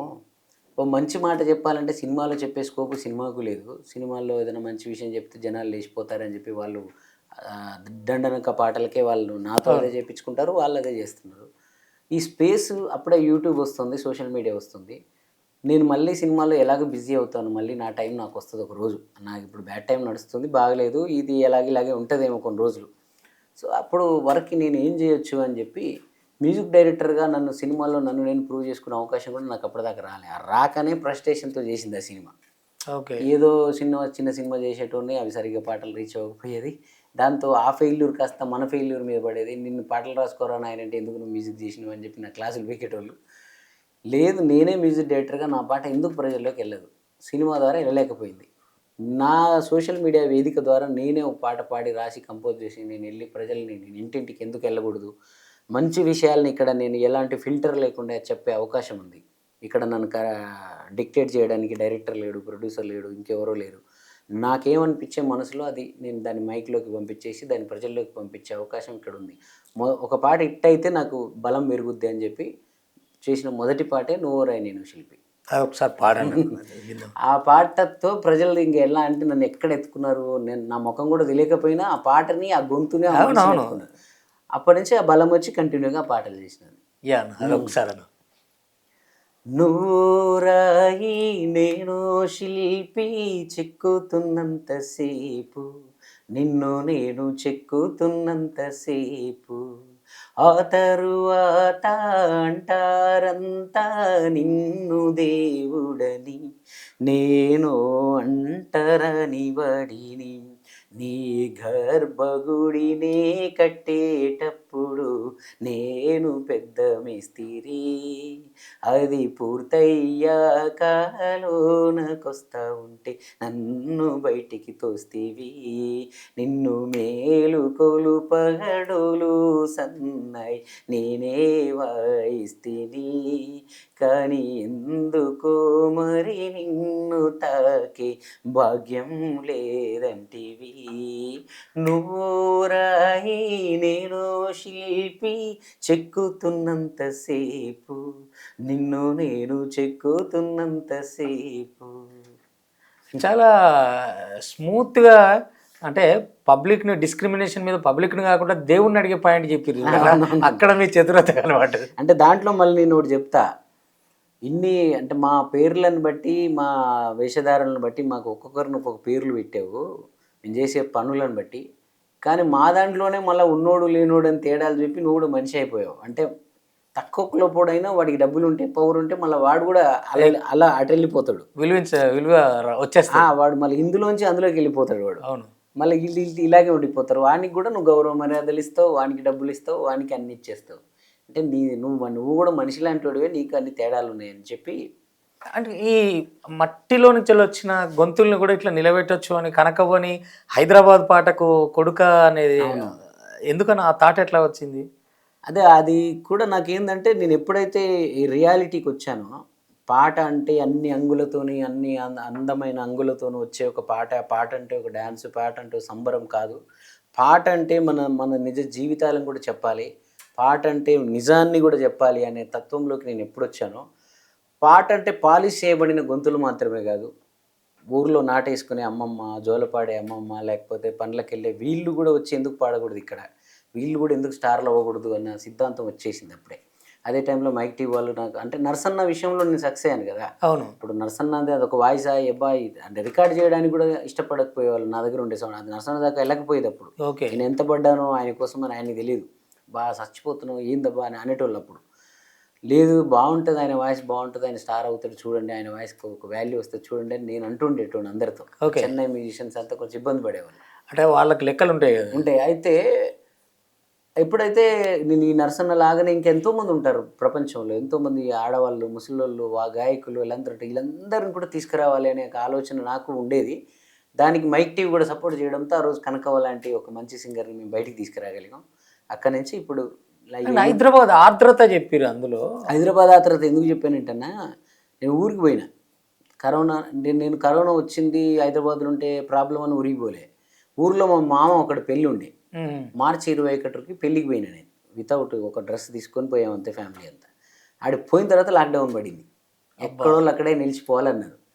నేను ఇంకా మధ్యలో పోలీసు వాళ్ళ సహకారంతోనే మధ్యలో నర్సన్న నేనే వచ్చి నా బట్టలు ఇక్కడ ఉన్న నేను పని లేకుండా, నేను చెప్పాను కదా నేను ఎప్పుడు పని లేకుండా ఖాళీగా ఉండనన్నా అని. ఆ కరోనా టైంలో కూడా నేను మళ్ళీ నా సిస్టమ్, సౌండ్, మ్యూజిక్ అన్ని ఊరికి తీసుకుపోయినా నేను. ఊరికి తీసుకుపోయి అక్కడే పాటలు చేసుకుంటూ అక్కడ షూటింగ్లు చేసేది నేను. ఆ ఊరు అందరినీ ఇన్వాల్వ్ చేసి 50 మంది 60 మంది ఎంతమంది ఉంటే అందరు ఖాళీగా ఉండేవాళ్ళు కదా, వాళ్ళందరికీ భోజనాలు నేనే వండిపించేది. అందరికి మా ఇంటి ముందర లేకపోతే షూటింగ్ ఏడ జరిగితే ఆడ పొలాల్లో, ఎండల్లో, చెట్లల్లో మేము వంటలు చేసుకొని తినుకుంటూ పోలీసు వాళ్ళు అక్కడ ఉన్న సిఐలు, ఎస్ఐలు, ఆ భాషా గారు సిఐ ఉండే, సురేష్ అన్న సిఐ, వీళ్ళందరూ రంగనాథ్ గారు, ఇప్పుడు హైడ్రా రంగనాథ్ గారు మా ఎస్పీ ఉండే, వీళ్ళందరూ సపోర్ట్ చేస్తూ మంచి మంచి పాటలు చేసేటోళ్ళం అప్పుడు మేము. ఆ టైంలో హైదరాబాద్ వార్తలు చదువుతున్నప్పుడు హైదరాబాద్లో ఉంటే నేను అక్కడ ఉండి కూడా జనాలను ఎంటర్టైన్ చేసే పాటలే చేస్తూ ఉండేది. కానీ వార్తలు వచ్చిన తర్వాత ఫోన్లో చూస్తే హైదరాబాద్లో ఉంటే కరోనా వస్తుంది, హైదరాబాద్లో ఉండదు, పల్లెల్లోకి వెళ్ళిపోండి, కాల్ చేయండి హైదరాబాద్ అని చెప్పి వార్తలు వస్తున్నాయి. నా లోపల ఎక్కడో ఫీలింగ్ వచ్చేసింది, అరే హైదరాబాద్ ఎంత పెట్టింది, ఎంత ఇచ్చింది మనకి, మనం ఉత్త చేతులతో హైదరాబాద్ పోతే మనల్ని ఇంత స్థాయికి తీసుకొచ్చింది. నాలాగా నాకన్నా గొప్ప గొప్ప స్థాయిలో హైదరాబాద్లో ఉన్నారు ఎవరెవరో. అలాంటి హైదరాబాద్ని బదనాం చేస్తున్నారే, హైదరాబాద్కే హృదయం ఉంటే ఎంత ఫీల్ అవుతుంది, హైదరాబాద్కే నోరు ఉంటే ఎంత మొత్తుకుంటుంది, ఇప్పుడు హైదరాబాద్కే చెవులు ఉంటే ఎంత బాధపడుతుంది ఈ మాటలన్నీ విని అని. అసలు నేను ఈడ ఉండడం ఏంది హైదరాబాద్ని వదిలేసి, నేను ముందు వెళ్ళిపోతా అని చెప్పి ఫస్ట్ ఆ పాట చేసి కనకవ్వను ఊరికి పిలిపించుకొని ఆ పాటని అక్కడే చేసేసి హైదరాబాదే కనకవ్వ అయితే ఎలా ఉంటుంది అన్న కాన్సెప్ట్ నుంచి చేసి మళ్ళీ ఏదైతే నేను పాడేది ఉంది కదా, మళ్ళీ దాన్ని హైదరాబాద్కి వచ్చి నేను షూట్ చేసి, ఇంకా ఏమైనా కానీ కరోనా ఉండని నేను నీతులు చెప్పి జనాలకు హైదరాబాద్ వదిలిపోవద్దని నేను ఊర్లో ఉండడం ఏంటని నేను వచ్చేసాను హైదరాబాద్కి ఇంకా. ఓకే. సో అప్పుడు చేసిన పాట హైదరాబాద్ ఆర్ద్రత మాకు వినిపిస్తుంది, నేను వచ్చి వినాలి. ఎవరు రమ్మన్నారు కొడుక, మిమ్మల్ని ఎవరు రమ్మన్నారు కొడుక. ఈ హైదరాబాద్ పాట అయితే ఆ సమయంలో సినిమా పెద్ద పెద్ద డైరెక్టర్లు అందరూ ఫోన్ చేసిరా నన్ను ఊర్లో ఉంటే. అంటే అంతకుముందు పాటల వరకు ఓన్లీ పల్లెలు, తెలంగాణ సమాజం, ఊరు, విలేజ్, యూట్యూబ్ చూసే వాళ్ళకి కనెక్ట్ అయితే ఈ పాట సినిమా వాళ్ళందరికీ కూడా కదిలిచ్చింది. సినిమాకి దూరమై కూడా అప్పటికి నేను 2-3 ఏళ్ళు అయింది. అసలు ఆ సినిమా డైరెక్టర్లు గోపిచంద్ మల్లేని గారు, లక్ష్యం వాసు గారు, ఇంకా చాలామంది డైరెక్టర్లు ఫోన్ చేశారు నాకు ఆ టైంలో ఈ పాటకి. ఎవరు రమ్మన్నారు కొడుక, మిమ్మల్ని ఎవరు రమ్మన్నారు కొడుక, ఎందుకొచ్చినారు బిడ్డ, ఎందుకు ఇడిసెళ్ళిపోతుండ్రు బిడ్డ, దునియా మొత్తంలోనే నన్ను దొరసాని అన్నారు కొడుక, దూరం నుండి వచ్చి నన్ను మురిసేలా చేసిండ్రు బిడ్డ, మీ బతుకు తెరువుకు మీ చదువు కొలువుకు నగరానికి వచ్చారే, పొట్ట చేత బట్టి పట్టణానికొచ్చి సెట్టంత ఎదిగారే, కులము తలము లేదు, వేష భాషలు లేవు, అందరిని మోసిందే, గడప దొక్కినోళ్ళ కడుపు నిండా పెట్టి అమ్మల్లే చూసిందే, నన్ను భాగ్యనగరమన్న మీరే ఆ భాగ్యురాలిని చేసినారే, ఎన్ని చూసినాను గాయాలే, ఇంత కలత ఎప్పుడు నాకు రాలే. పుడ మీద ఇది ఆమె స్కేల్ కదా, నాకు ఇబ్బంది అవుతుంది ఆమె స్కేల్ అసలు. పుడ మీద భాగ్యాన్ని నేను మట్టిలో నుండి పుట్టుకొచ్చాను, పుడమిన భాగ్యాన్ని నేను మట్టిలో నుండి పుట్టుకొచ్చాను, నన్ను ఓ మహారాజు మోహించే నన్ను భాగ్యనగరంగా వెలుగొందినాను, అన్ని దిక్కుల నుండి మీరు అన్నమంటూ నా కాడికొచ్చారు, కన్న తల్లి ఓలే నేను కడుపులో పెట్టి చూసుకున్నాను, గుండెల్లో లక్ష్యంతో ఉన్న ఊరు వదిలి బండెక్కి వచ్చారే, కొండంత అండ ఈ ఎండల్లో ఆనల్లో గుడుగల్లె గాసిందే, మీ కాలి జేబులకు మీ గాలి మేడలకు రాదారి చూపిందే, వెదురల్లే కదిలొచ్చి వేణువై ఎదిగేంత వేదికను ఇచ్చిందే, తల్లి గుణమే నాది కొడుక మీ మేలు దప్ప కీడుదలువా, ఎవడు చేసిన పాప పుణ్యం నేను అయిపోయినా నిపుడు పలువా, రాష్ట్రాలుగా వేరువైనా ఈడ ఉన్నారు నన్నొదలలేక, రాజకీయం చిత్రసీమ మీడియా అందరికీ ఇచ్చాను నీడ, కండ కండాలుగా కూసి నాతో చేశారు రియలు దందాలు, పరదేశ మోజుల్ల మునిగి పాడు చేశారు పాత మూలాలు, అక్కరకు రాగానే పక్కనకు విసిరేసి ఎక్కడికో పోతే, పోటీలు పడి నింగి తాకేలా గట్టిన మెడలెవని పాలు, ఆపదలు ఎదురైతే ఏ ముందు జాగ్రత్త మీలోన లేకుండా, నరికేసుకుంటారా నీడను ఇచ్చేటి నిలుచున్న వృక్షాలు, పల్లె ఇడిసి మీరు వస్తే అప్పుడా తల్లి ఎంత ఏడ్చినాదు, ఇప్పుడు ఇడిసిపోతా ఉంటే నన్ను గుండె సెరువైపోతుంది బిడ్డ. సూపర్ అన్న. సో ఆమె ఒక పెద్ద ఆమె చెప్తా ఉంటుంది, ఇడంగా నేను చెప్తా ఉంటా. సో ఆ రోజు నాలో పొంగిన భావోద్వేగం అది ఊర్లోనే అక్కడే రికార్డ్ చేసిన పాట. ఈ పాట రాస్తూ ఏడ్చినావు అన్న? నేను ఏడవడం అనేది లోపల నా గుండె ఏడుస్తుంది అన్న, నేను నా కళ్ళతో ఏడవనట్టు. నేను మ్యాక్స్ నాకు కష్టం వచ్చినా కూడా నేను పెద్దగా ఏడవను, ఎందుకంటే బయటకి ఎక్స్ప్రెస్ చేయరు. అది పాటల రూపంలో నాకు దేవుడు ఇచ్చిన అద్భుతమైన వరం ఏంటంటే, నన్ను అందరూ అంటుంటారు నేను ఎప్పుడు చూసినా ఇంత ఉల్లాసంగా సాంగ్ ఉంటావు, నీ పాటల్లోనే అంత భావోద్వేగాలు అంత రెబల్ ఉంటుంది ఎలా అని అంటే, నేను అంటే నాది ఏదైనా పాట ద్వారానే నేను ఎక్స్ప్రెస్ అంటే నేను మిమ్మల్ని ఒకే ఎక్స్ప్రెషన్లో చూస్తా, ఉంటే గమ్మునుంటారు లేదంటే ఇట్లా నవ్వుతారు అంతే. అంటే ఒకడు సిగరెట్ తాగి తన లోపల ఉన్న ఫ్రస్ట్రేషన్ తీర్చుకుంటాడు, ఒకడు మందు తాగి తీర్చుకుంటాడు, ఒకడు తిట్టి తీర్చుకుంటాడు, ఒకడు కొట్టి తీర్చుకుంటాడు, ఒకడు ఇంకోలా ఏడ్చి తీర్చుకుంటాడు. నేను పాడి తీర్చుకుంటాను ఏదైనా. ఇక్కడ ఆగండి, ఇక్కడ మీరు ఒక పాట పాడాలి, పాడటానికి ముందు ఆ పాట ఏంటిది, ఆ పాట కోసం చెప్తూ నా ముందు ఏడిచిన ఒక ఆయన ఇడికి వచ్చిండు. నేను పలానా చరణన్నతో ఇంటర్వ్యూ ఉందనగానే లేదు నేను వస్తా అన్నను కలవాలి అని వచ్చిండు. సార్ రండి సార్ ఒకసారి, పాట ఏది పొద్దున్న లేస్తే యాడ్ చేసి ఇటు ఇటు అన్నం పట్టురండి. చాలా అందరికి తెలిసిన ప్రముఖ వ్యక్తి ఆయన, ఒక సెలబ్రిటీ. జీవన్ భాయ్, జీవన్ అన్న మీకోసం వచ్చిండు. వచ్చాడు ఒకసారి స్టూడియో కూడా ఎత్తుకుంటూ వచ్చాడు, చెప్పాడు. నేను ఆల్రెడీ మిమ్మల్ని కలిసి చెప్పాను అన్న. ఇది మైక్ ఎట్టాలేమో పెట్టుకున్నాం ఏవద్దన్న అన్న, యాక్చువల్లీ పెట్టుకో బాగుంటుంది, ఇలాంటి మాటలు ఇంపార్టెంట్. కట్ చేసుకోరు. ఓకే వస్తున్నాను అన్న. యాక్చువల్లీ మీ పాటలు విని నేను మా తాతగారి సమాధిని క్లీన్ చేసుకుంటూ మా బాబాయ్కి వినిపించిన. మా బాబాయ్ మంచి రైటర్ అన్న, సామాజిక చైతన్య గీతాలు రాసే రైటరు. పేరన్నా ప్రేమ్ కుమార్. తను ఇట్లాంటి చెట్టు మీద గాలి మీద ఇలాంటి పాటలు రాస్తుంటాడు, అమ్మ మీద రాస్తుంటాడు. మీ పాటలు వినిపించినాను. నా 3 పాటలు మెయిన్, నాన్న, అన్నదమ్ములది, తాత. ఎంత గొప్పగా చెప్పారంటే, నేను ఇక్కడ సమాధి దగ్గర మేమిద్దరం కూర్చొని ఏడ్చుకుంటూ కూర్చున్నాం. అన్న ఇప్పుడు ఒక మాట అన్నాడు కదా, అంటే నేను గుండెతోనే ఏడుస్తా అని. నేను కూడా అలానే గుండెతోనే ఏడ్చేవాడిని, కానీ మీ పాటలు విన్న తర్వాత అక్కడ ఆగలేదు, బయటకు వచ్చేసింది. నేను అప్పటి నుంచి నేను మిమ్మల్ని ఒక్కసారి చూస్తే బాగుండు, ఒకసారి కలిస్తే బాగుండు అనుకున్నా. అట్లనే మీ దగ్గరికి వచ్చి కలిసినన్న, చాలా హ్యాపీ. ఈరోజు ఇట్లా మన తొలి వెలుగులో బాబాయ్ నేను ఒక షో చేస్తున్నాం, మీరు ఇంటర్వ్యూకి వస్తున్నారగానే ఈరోజు ఖచ్చితంగా ఒక ఎపిసోడ్ పెట్టుకుందాం, మళ్ళీ వచ్చి కలుస్తాను అని వచ్చాను. Thank you so much. అసలు మీలాంటి వాళ్ళందరూ అలా అంటే నేను ఒకటి నమ్ముతా రమేష్ అన్న, ఒక బాగున్న దాన్ని ఒకడు ఇంకొకటి ప్రతిభని బహిరంగంగా మన ఇద్దరం బయట ఎక్కడో కలిసినప్పుడు చెప్పుడు కాదు, అతని గొప్పతనాన్ని, అతని పాటని, అతని ద్వారా మనం ఇన్స్పైర్ అయిన విషయాన్ని పబ్లిక్గా చెప్పగలిగేంత గుండె ఉన్నవాడు, మించిన ధైర్యవంతుడు ఎవడు లేడు.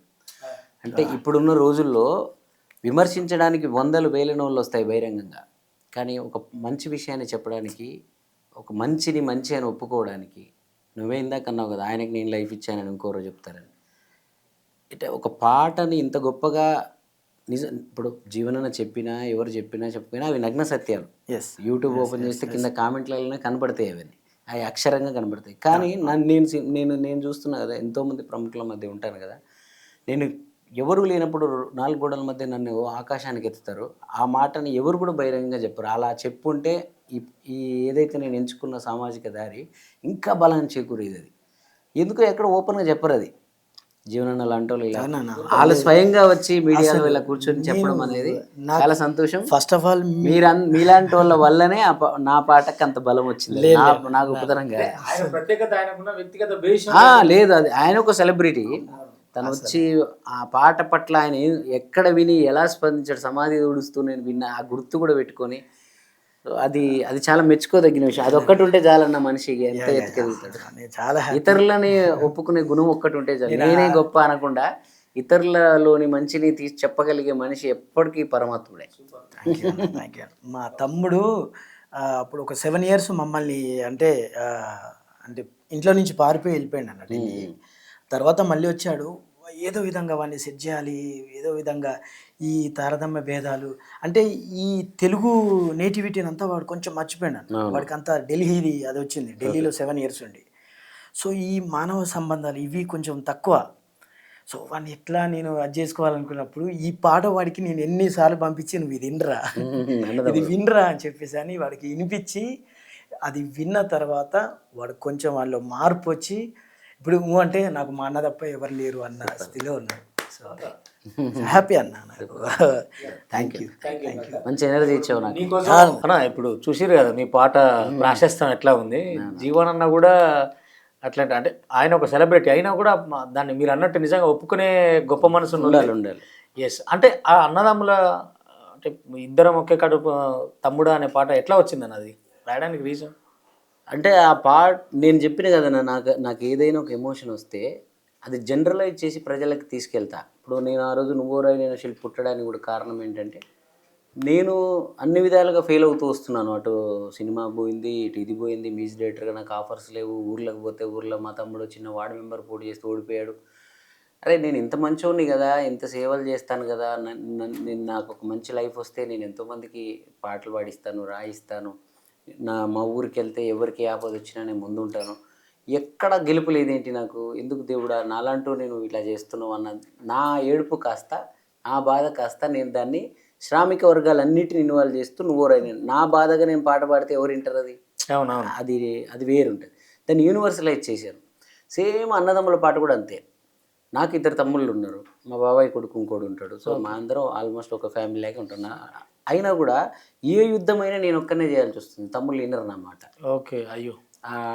ఒక తమ్ముడు ఇక్కడ ఉన్నాడు, ఆయన హీరో పెట్టి సినిమా తీసినా కూడా ఆయన ప్రతిదీ నాది అంటే ఆయన ఊరి పిల్లలతో కూడా కనెక్షన్ ఉంటుంది. వాళ్ళు ఏదో ఆయన నెగిటివ్ మీ అన్న ఇట్లా మీ అన్న అట్లా అనగా ఆయన మైండ్లో ఎక్కించుకుంటాడు. నేను హైదరాబాద్లో ఉండి ఈయనంతే, ఊర్లో ఉన్న ఆయన అంతే. సో ఇప్పుడు అంత పెద్ద దెబ్బ తగిలినప్పుడు, ఇప్పుడు ఆయన భార్యని ఎవరినో తీసుకొని పోతే, రాముడి భార్యని, ఆయన భార్యని ఆయన తెచ్చుకోవడం కోసం ఆయన ఒక్కడు పోలే, తమ్ముడిని కూడా తీసుకోమని. గ్రేట్ పాయింట్ అను. అర్థమైందా? మరి అలాగనే తమ్ముడికి భార్య లేదా? ఆడేమన్నా బ్యాచిలర్ అయ్యి ఆయన ఏమన్నా బ్యాచిలర్ అయ్యి అంటే కోడు రాముడు ఆయనకు భార్య ఉంది, ఆయన భార్యను వదిలేసి ఆయన పోయాడు, ఆ భార్య ఆయనను పంపించింది. ఇప్పుడు రామాయణము, రాముడు, హిందూ, క్రిస్టియన్, ముస్లిమ్స్ ఇవన్నీ నిజాలా అబద్ధాలా, ఎవరి గొప్ప ఎవరి తప్పు ఇవన్నీ తర్వాత పక్కన పెడతాను. ప్రతి గ్రంథంలో ప్రతి మతంలో అద్భుతమైన విషయాలు ఉంటాయి, వాటిని మనం తీసుకోవచ్చు. ఇప్పుడు ఆ రోజు అన్న వెంట నడిచిన తమ్ముడిని పంపించిన మరదలు క్యారెక్టర్స్. సో మా అన్న ఏదో మా వదినని తప్పుగా మాట్లాడిండు, అందువల్ల ఇదా జరిగింది, మనదే తప్పని రాముడు అనలేదు. లేకపోతే నేను గీత గీస్తే నా గీత దాటేసి పోయింది మా వదిన, నేను ఆమె కోసం నేను ఎందుకు వస్తాను రాను పో అని లక్ష్మణుడు అని లేదు. జరిగిన ప్రాబ్లం ఒకటి జరిగింది, ఆ ప్రాబ్లంని సాల్వ్ చేసుకోవడం కోసం అందరు కలిసిమెలిసి వెళ్ళిపోయారు. అందుకే అంటారు రావణుడికి తమ్ముడు లేడు, రావణుడి తమ్ముడు రావణ పక్కన లేక ఆడు ఓడిపోయాడు, రాముడి తమ్ముడు రావణ పక్కన ఉండడం ఈయన గెలిచాడు అంటారు. సో నాకెందుకు ఉండరు మా తమ్ముళ్ళు, నేను ఏం చెప్తే దాన్ని ఎందుకు నెగిటివ్ మాట్లాడతారు, నేను నిర్ణయాలను ఎందుకు తప్పుపడతారు? నాకు చిన్నప్పటి నుంచి ఒక ఫోబియా ఉందన్న, అంటే ఫోబియా వీక్నెస్ అది నాకు. నన్ను ఎవడైనా తప్పంటే, నేను నా ఆలోచన ఎవరైనా తప్పంటే నేను వెళ్తున్నది తప్పే కావచ్చు, అయినా కూడా నా వెనకంగా ఉన్నోడు తప్ప అనొద్దు నన్ను. సరే మా అన్న తప్పు చేస్తే నేను కూడా ఆ తప్పులో నేను కూడా భాగం పంచుకుంటాను. అలా అన్నప్పుడే నేను మంచి చేసినాడు కూడా నీకు భాగం వస్తుంది. అవును, బరాబర్. ఇప్పుడు ఎగ్జాంపుల్ రేవంత్ అన్ననే తీసుకుందాం. ఇలా సీఎం అయ్యాడు, ఆయన పెత్తనం ఏంది, ఈయన పెత్తనం ఏంది అని మాట్లాడేటోళ్ళు మస్తు మాట్లాడతారు. మరి ఆయన జైలు పోయినాడు కూడా వాళ్ళే ఉన్నారు ఆయన చుట్టూ. అలా అన్నదమ్ములు అవును ఇప్పటికీ చెప్తూ ఉంటాం. మనం ఇప్పటికీ అన్నని తీసుకుపోయిన తర్వాత కొండలన్న మీడియాలో మాట్లాడేది నాకు ఇప్పటికీ గుర్తు. మా అన్నని ఎక్కడ తీసుకుపోయారో ఒక్కొక్క సంగతి చూస్తూ అంటుంటాడు. సీఎంకే సవాలు విసురుతుంటాడు అతను. అవును అంటే అన్న అంత డౌన్లో ఉన్ననాడు కూడా అన్న పక్కన నిలబడ్డాడు ఆయన. మా అన్న తప్పు చేసినాడు నాకేంటి అనండి అంటే అంత పెద్దోళ్ళని పోలుస్తున్నాను మనకు అంటలేను. అట్లా కాదు, ఇప్పటికీ ముఖ్యమంత్రి గారు నిన్నమన్నా కూడా అన్నారు వాళ్ళ బ్రాండ్ అన్నదమ్ములు కాబట్టి చెప్తున్నారు. అలాగే మెగాస్టార్ చిరంజీవి గారు ఉన్నారు. సో వాళ్ళ అన్నకు ఒక జనం ఏదో చేశారు, లేకపోతే రాజకీయ నాయకులు ఏదో చేశారు, అన్న తలెత్తుకోకుండా అయ్యాడు, మా అన్న నిలబెడతా, నేను మా అన్న ఏంటో చూపిస్తా అని చెప్పి కక్షతోనే పవన్ కళ్యాణ్ గారు పొలిటికల్ లైన్ లో నిలబడి 100 కోట్ల మార్కెట్ ఉన్న హీరో కూడా వాటిని పక్కన పెట్టి వచ్చి సాక్షాత్ ప్రధానమంత్రిని వాళ్ళ అన్న దగ్గర తీసుకుని పోయాడు వేదిక మీద. అది కళ్ళ ముందు అది అలాగా అన్నదమ్ములు కలిసి ఉంటే అంతకు మించిన బలం లేదన్నా. నేను నమ్మేది ఒకటంటే అన్నకు తమ్ముడిని మించిన సైనికులు లేడు, తమ్ముడికి అన్నను మించిన దేవుడు లేడు. ఇలా ఎందుకు ఉండదు సమాజం? నా ఇంట్లోనే ఎందుకు లేదు? నా ఇల్లులాగా ఎంతమంది అన్నదమ్ములు ఇలా ఉన్నారు, చిన్న చిన్న విషయాలు గొడవలు పడుతున్నారు. ఈ విషయం గురించి చెప్పుదాము అని ఆ రోజు మొదలుపెట్టింది అన్నదమ్ముల పాట. ఆ పాటను షేర్ చేస్తూ ఫేస్బుక్లో నేను ఒక మాట రాశాను. ఆ రోజు ఈ పాట విని ఏ ఇద్దరు అన్నదమ్ములు కలిసినా నా పాట విజయవంతమైనట్టే. కానీ ఇద్దరు కాదు కదా, నేను ఎవ్రీడే ఎవరో ఒకరు చెప్తారు నాకు నీ పాట వల్ల పెద్ద పెద్ద కోటీశ్వరులు, పెద్ద పెద్ద బిజినెస్ మ్యాన్లు, మా అన్నదమ్ములకు చిన్న విషయం కాడ గొడవ ఉండే నీ పాట మా అన్న నాకు పంపాడు నేను మారిపోయాను అంటాడు ఒక తమ్ముడు. నేను మా తమ్ముడు నాకు పంపాడు నీ మారిపోయాను అంటాడు ఇంకొక అన్న. ఇప్పుడు జీవనాన్ని వచ్చి చెప్పాడు. సో ఇలాగా ఆ పాట ఇప్పుడు కాదు తరతరాలు దాన్ని ప్రభావితం చేస్తూనే ఉంటుంది ఆ పాట. అది ఒక మెడిసిన్ లాగా పోతూనే ఉంటుంది. అది చాలా హ్యాపీగా ఉంటుంది ఆ పాట. అన్నదమ్ముల సంబంధాలు ఉన్న రోజులు అది ఉంటుంది సజీవం. అదృష్టవశాత్తు సినిమాలో కూడా అలాంటి పాట లేదు. వావ్, అలాంటి సందర్భమే ఎవరు క్రియేట్ చేయలేదు ఎప్పుడు. అదే మీరు ఉదాహరణే చాలా అరుదువైన. ఇప్పుడు అన్నదమ్ముల గురించి నువ్వు అన్న గొప్ప తమ్ముడు గొప్ప, అన్న బంధం ఇట్టి తమ్ముడు బంధం ఇట్లా అంటే చెప్పడంలో కాదు. నేనేం స్టార్ట్ చేయడమే ఇష్యూతో మొదలుపెట్టా. ఆల్రెడీ హాఫ్ వేలో వాళ్ళిద్దరు విడిపోయినారు. విడిపోయిన తర్వాత అన్న పాడుతుంటాడు. ఇప్పుడు అన్న తమ్ముడు ఇద్దరు అమ్మ దగ్గర ఆడుకుంటూ పాడుకుంటూ పాడే పాటలు చాలా ఉండొచ్చు. వాటి వల్ల మన మధ్య ఇప్పుడు పాజిటివిటీ వస్తుందేమో తప్ప నేర్చుకునేది ఏముండదు. ఇది కలిసిపోయేలాగా గొడవ అయ్యి విడిపోయిన తర్వాత మొదలైన పాట ఇది. అందుకే దాని ఇంపాక్ట్ వేరే అయ్యింది. అది జీవనన్న కోసం పాడుతున్నా ఈ పాట. అయ్యో వైనాట్. నేనున్న గర్భంలోనే ఏడాది నువ్వున్నావు తమ్ముడా, ఇప్పుడు నువ్వాడా నేను ఈడా మనకెందుకు అడ్డుగోడ తమ్ముడా, చిన్నప్పుడు నీది నాది ఒకటే ఇల్లు, ఇప్పుడు నీ ఇల్లు నా ఇల్లు అంటారే వాళ్ళు, నే తొడిగిన అంగీలాగే నీకొచ్చేది, ఇప్పుడు నీ దారి నా దారెందుకు వేరయ్యింది, నన్నెవ్వడు ఏమన్నా నీ నెత్తురు మరిగేది, ఇప్పుడెందుకు నీకు నాకు ఈ పంచాది, ఏ బంధం అయినా కలుపుకుంటే మొదలవుతాది, తోబుట్టు బంధం ఒకటే ఇంకేడా దొరకనిది, నేనున్న గర్భంలోనే ఏడాది నువ్వున్నావు తమ్ముడా, ఇప్పుడు నువ్వాడా నేను ఈడా మనకెందుకు అడ్డుగోడ తమ్ముడా. ఎక్కడనో వాళ్ళు అన్నదమ్ములు ఎక్కడున్నా ఎంత దూరదేశానున్నా కదిలిచ్చేలాగా ఉంది కదా అది మామూలు. అసలు జీవన్ మళ్ళీ కన్నీటి పర్యంతం నిజమన్నా ట్రూ. ఒక పాటతో కళ్ళ నీళ్ళు కాళ్ళాడించే పాటలు ఎవరైనా చేస్తామన్నా, కళ్ళ నీళ్ళు తెప్పించే పాటలు చేయడం చాలా కష్టం ఈ రోజుల్లో. కంట నీరు ఇంకిపోతున్న సమాజం ఇది. అసలు కళ్ళల్లో నీళ్ళే బోర్లు లేక ఊర్లో పొలాలు ఎండిపోయినట్టుగా మనుషులు ఎండిపోయారు. వాళ్ళలో కూడా కన్నీళ్ళు ఉన్నాయి, వాళ్ళందరిలో కూడా మానవత్వం తడి ఇంకా ఉందని తెలియజేసిన పాటలు అవి నాయవ్వడం. సూపర్. నాకే అలాంటి మనుషులు ఎదురుపడడం నాకు చాలా ఆనందాన్ని ఇచ్చింది. అంటే సమాజం ఏమీ అవ్వలేదు, మానవత్వం ఎక్కడా పోలేదు, తడి అంతా అలాగే ఉంది, దాన్ని బయటికి తీసే వాళ్ళే రావాలి అని అర్థమైంది నాకు. కానీ ఇప్పుడు ఇంత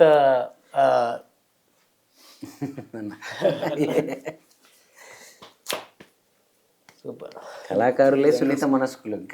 ఇంకా జీవనం తమ్ముని కోసం ఏడుస్తున్నావు చూడన్న, అది నీ కోసం ఏడ్చే ఏడుపు కన్నా మా ప్రయాణంలో ఏడిచిండు. కార్లో పోతున్నాం చెప్తూనే ఏడిచిండు అంతే. ఇంకా అది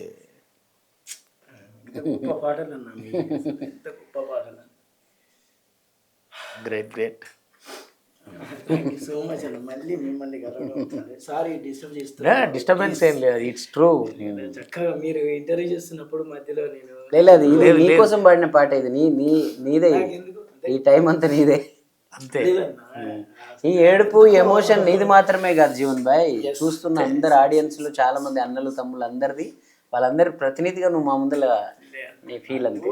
ఎందుకో మీరు వచ్చిలానగానే నేను స్పెషల్లీ ఖచ్చితంగా వచ్చి ఇంటరాక్ట్ అవ్వాలి అన్నతో ఆ బంధాన్ని పంచుకోవాలి అని చెప్పి నా మనసులోనే పంచుకోవాలనిపించే నేను వచ్చాను. Thank thank you so much అన్న. థ్యాంక్ యూ అన్న ఈ ప్రయాణంలో ఈ ఈ సినిమా వచ్చినప్పుడు ఇప్పుడు మీరు వాడితే చాలా మెలోడియస్గా ఒక వేలో ఉంటుంది మీ వాయిస్. అలాంటిది ఇందాక కన్నీళ్ళు పెట్టించే పాటే కాదు, కాళ్ళు ఆడిచ్చే పాట అన్నారు. రామ్ చరణ్తో మస్తు కాళ్ళు ఆడిచ్చిర్రు. ఇది డిల్లకు డిల్లకు డిల్లా అటువైపు ట్యూను స్టైల్ సినిమా తీసుకున్నప్పుడు మెరుపై సాగర్ ఆ రెండింటికి డిఫరెంట్ ట్యూన్స్, డిఫరెంట్ వేరియేషన్. అవును, అంటే కొట్లాడేటప్పుడు రా రా రా రా రమ్మంటున్న అంత కసి, మళ్ళీ మెరుపై సాగర్ అని ఆ పోరాటానికి ఎగబెట్టిన ఈ రెండు సందర్భాలు మీకు ఎట్లా వచ్చినాయి లారెన్స్ నుంచి? అది పెద్దగా నేను తెలిసి అంత ఊహ, అప్పుడప్పుడే ఇండస్ట్రీకి వచ్చిన అంత ఇన్స్పిరేషన్ పాటలు రాసేంత చెప్పేంత వయసు కూడా కాదు నాకు అప్పుడు. వాళ్ళు నన్ను ఎలా నమ్మారో వాళ్ళకి దండం పెట్టాలి మనం. ఆ రోజుల్లో అంత కాంపిటీషన్ ఇండస్ట్రీలో మనం అప్పుడు తెలంగాణ ఆంధ్ర ఇవన్నీ ఏమి లేవు, అందరు కలిసే ఉన్నది. ఉమ్మడి ఆంధ్రప్రదేశ్ తక్కువనే. అప్పుడు నేను సినిమాల్లో పాటలు రాసింది పెద్ద పెద్ద సినిమాల్లో కూడా రాసినాయి, నేనే అన్అఫీషియల్ కంపోజర్ కూడా ఉండేవాడిని. అవి చాలా తక్కువే ఉంటాయి, కానీ ప్రతి పాట నిలబడిపోయింది, ప్రతి పాట క్లాసిక్ అయింది. ఏ సినిమాలో ఒక పాట చేసినా 4 పాటలు చేసినా. సో అదే నేను చెప్తున్నా కదా, నాలో ఒక కోణానికి నన్ను పరిమితం చేయడం అనేది అవతల వాళ్ళ అమాయకత్వం అవుతుంది. నన్ను సరిగ్గా చూడక నేను అటు సినిమా అయినా, అటు డ్యాన్స్ పాటలైనా, ఇటు ఎమోషనల్ పాటలైనా, ఇన్స్పైరింగ్ అయినా, ఇప్పుడు ఈ జనాల్ని ఏడిపించే పాటలైనా, లేకపోతే ఒక నాయకుడిని జనాల్ని అతని వైపు మళ్లించే పాటలైనా, అన్నీ ఏదంటే అది చేయగలను. అది అవతల వాళ్ళు చేయించుకునే తీరు బట్టి ఉంటుంది. సినిమాలో ఎందుకు పాడలేదన్న పాడేది ఇప్పటి వరకు? సినిమాల్లో విమానంలో ఆల్మోస్ట్ నేనే కదన్నా, విమానం సినిమాలో మొత్తం నేనే పాడాను. బట్ అదే ఇప్పుడిప్పుడే కదా మళ్ళీ నేను లాస్ట్ 4-5 ఇయర్స్ నేను ఎక్కువ శాతం సోషల్ ఇటే సామాజిక గీతాల వైపే ఉన్నాను కదా. ఇప్పుడు లాస్ట్ 1-2 ఇయర్స్ నుంచి నేను ఎక్కువ సినిమాల్లోనే ఉంటున్నాను. ఇప్పుడు వస్తాయి సినిమాలు, నేను పాడిన పాటలు కూడా వస్తాయి మీరు వింటారు. అంటే ఇప్పటికీ ఒక 40-50 సినిమాల్లో అంటే కంపోజ్ చేయటం కానీ మీ అంతే 40-50 చేయలేను నేను. అప్పుడు చిన్న చరణ్గా ఒక 5-6 సినిమాలు చేశాను అంతే, బ్రేక్ రాలేదు. అప్పుడు తెలియక అమాయకత్వంతో మనం ఒక సినిమా ఏదో చేసుకున్నాం, అది డిస్టర్బ్ అయింది. మధ్యలో మళ్ళీ విమానం నుంచి నా ప్రస్థానం స్టార్ట్ అయింది. విమానము మన లగ్గమనో సినిమా వచ్చింది. ఇప్పుడు వస్తున్నాయి సినిమాలు వరుసగా. అవన్నీ 26లో వస్తాయి. ఇంకా 26 పిట్టలు, ఊకో కాక, గరువిడి లక్ష్మి, వీటి సినిమాల తర్వాత ఇంకా గరువిడి లక్ష్మి తర్వాత మన అన్ని మారిపోతాయి. గరువిడి లక్ష్మి మీద అవును, నేను ఇప్పటిదాకా చేసిన సినిమాలు అన్నీ ఏంటంటే ఏదో కొత్త నిర్మాతలు వాళ్ళు సినిమా చేసేసరికి సరిపోద్దాలకు అవి బయటికి తీసుకురాలేక ఇవన్నీ కూడా ఇబ్బందులు పడేవాళ్ళు. విమానం కొంచెం జీ స్టూడియోస్ వాళ్ళకి కాబట్టి అది కొంచెం వచ్చింది. ఇది పీపుల్ మీడియా, గౌరీ నాయుడు లాంటి ఒక మంచి అంటే ఆ గరువిడి లక్ష్మిని నిజంగా ప్రేమించే ఒక రాసుకున్న ఒక దర్శకుడు కాబట్టి అలాంటి సినిమాలు పండుతాయి. ప్రజలకు చేర్చడానికి పెద్ద బ్యానర్ ఉంది. సో అందులో అన్ని రకాల పాటలు చేసే అవకాశం నాకు వచ్చింది కాబట్టి అలాంటి సినిమా తర్వాత మారుతుంది. అంటే ఈ ఇంత బిజీ షెడ్యూల్లో మళ్ళీ చిట్టి పొట్టి పల్లి పట్టి ఇవి ఎప్పుడు చేస్తున్నా? అది సినిమానే కదా, ఏ చికిత్స అది సినిమానా? అది నేను లేదు, సినిమా పాటే ఏ చికిత్స అని, అది కూడా సినిమా. ఇప్పుడన్నీ సినిమా పాటలే వస్తున్నాయి. నేను మేబీ మీరే వాడిన అనుకున్నది రాహుల్ సిప్పిల్గంజ్ విహాన్ యొక్క అమ్మాయి వాడి సూపర్గా ఉంది. సంజయ్ మహేష్ అని మన తెలంగాణ పిల్లోడే, పాలమూరు రాశాడు. అది లిరిక్ అంతా మన ఊరు భాష ఉంటుంది. అవును, రాస్తాడు అబ్బాయి. లేదు, మీ పాటల్లో కూడా సినిమాకి వచ్చినప్పుడు సినిమా సాహిత్యం ఉంటుంది, ఊరికి పోతే పక్కా ఊరి సాహిత్యం ఉంటుంది. నేను చాలా పాటల్లో అబ్జర్వ్ చేశాను. తెలంగాణ పదాలని కూడా అందంగా కంపోజిషన్లోకి మలచడం ఇష్టం నాకు. ఈవెన్ హైదరాబాద్ పాటలు కావచ్చు, కనకబాబు మన కేసీఆర్ పాటలో ఎవరు రమ్మన్న ఎన్ని గడపలు దొక్కాడో ఎన్ని బాగా అక్కడికి వస్తున్నా కళాకారాలు వరుసగా అంటే భాష చెప్తున్నా నేను. అవునవును, సరే. అట్లయినా మీరు ఒక్కొక్క స్టెప్ ఒక్కొక్కలాగా ఇప్పుడు మన వల్లాల వానక్కతో ప్రయాణం ఎట్లా? ఇది వల్లాల వానక్కతో ఆ పాటే, అంతకుముందు ఏదో చిన్న బతుకమ్మ పాట ఏదో చేసాము, అది అంత వర్కౌట్ అవ్వలేదు, ఏదో వేరే 6 TV వాళ్ళకి. అప్పుడు నేను ఏ పల్లె పిల్లోడో పాట కేసీఆర్ గారికి చేస్తున్నప్పుడు కనకవ్వతో పాడిచ్చాను ఫస్ట్. అది ఆ పాట కూడా కనకవ్వ పాడింది. ఓకే.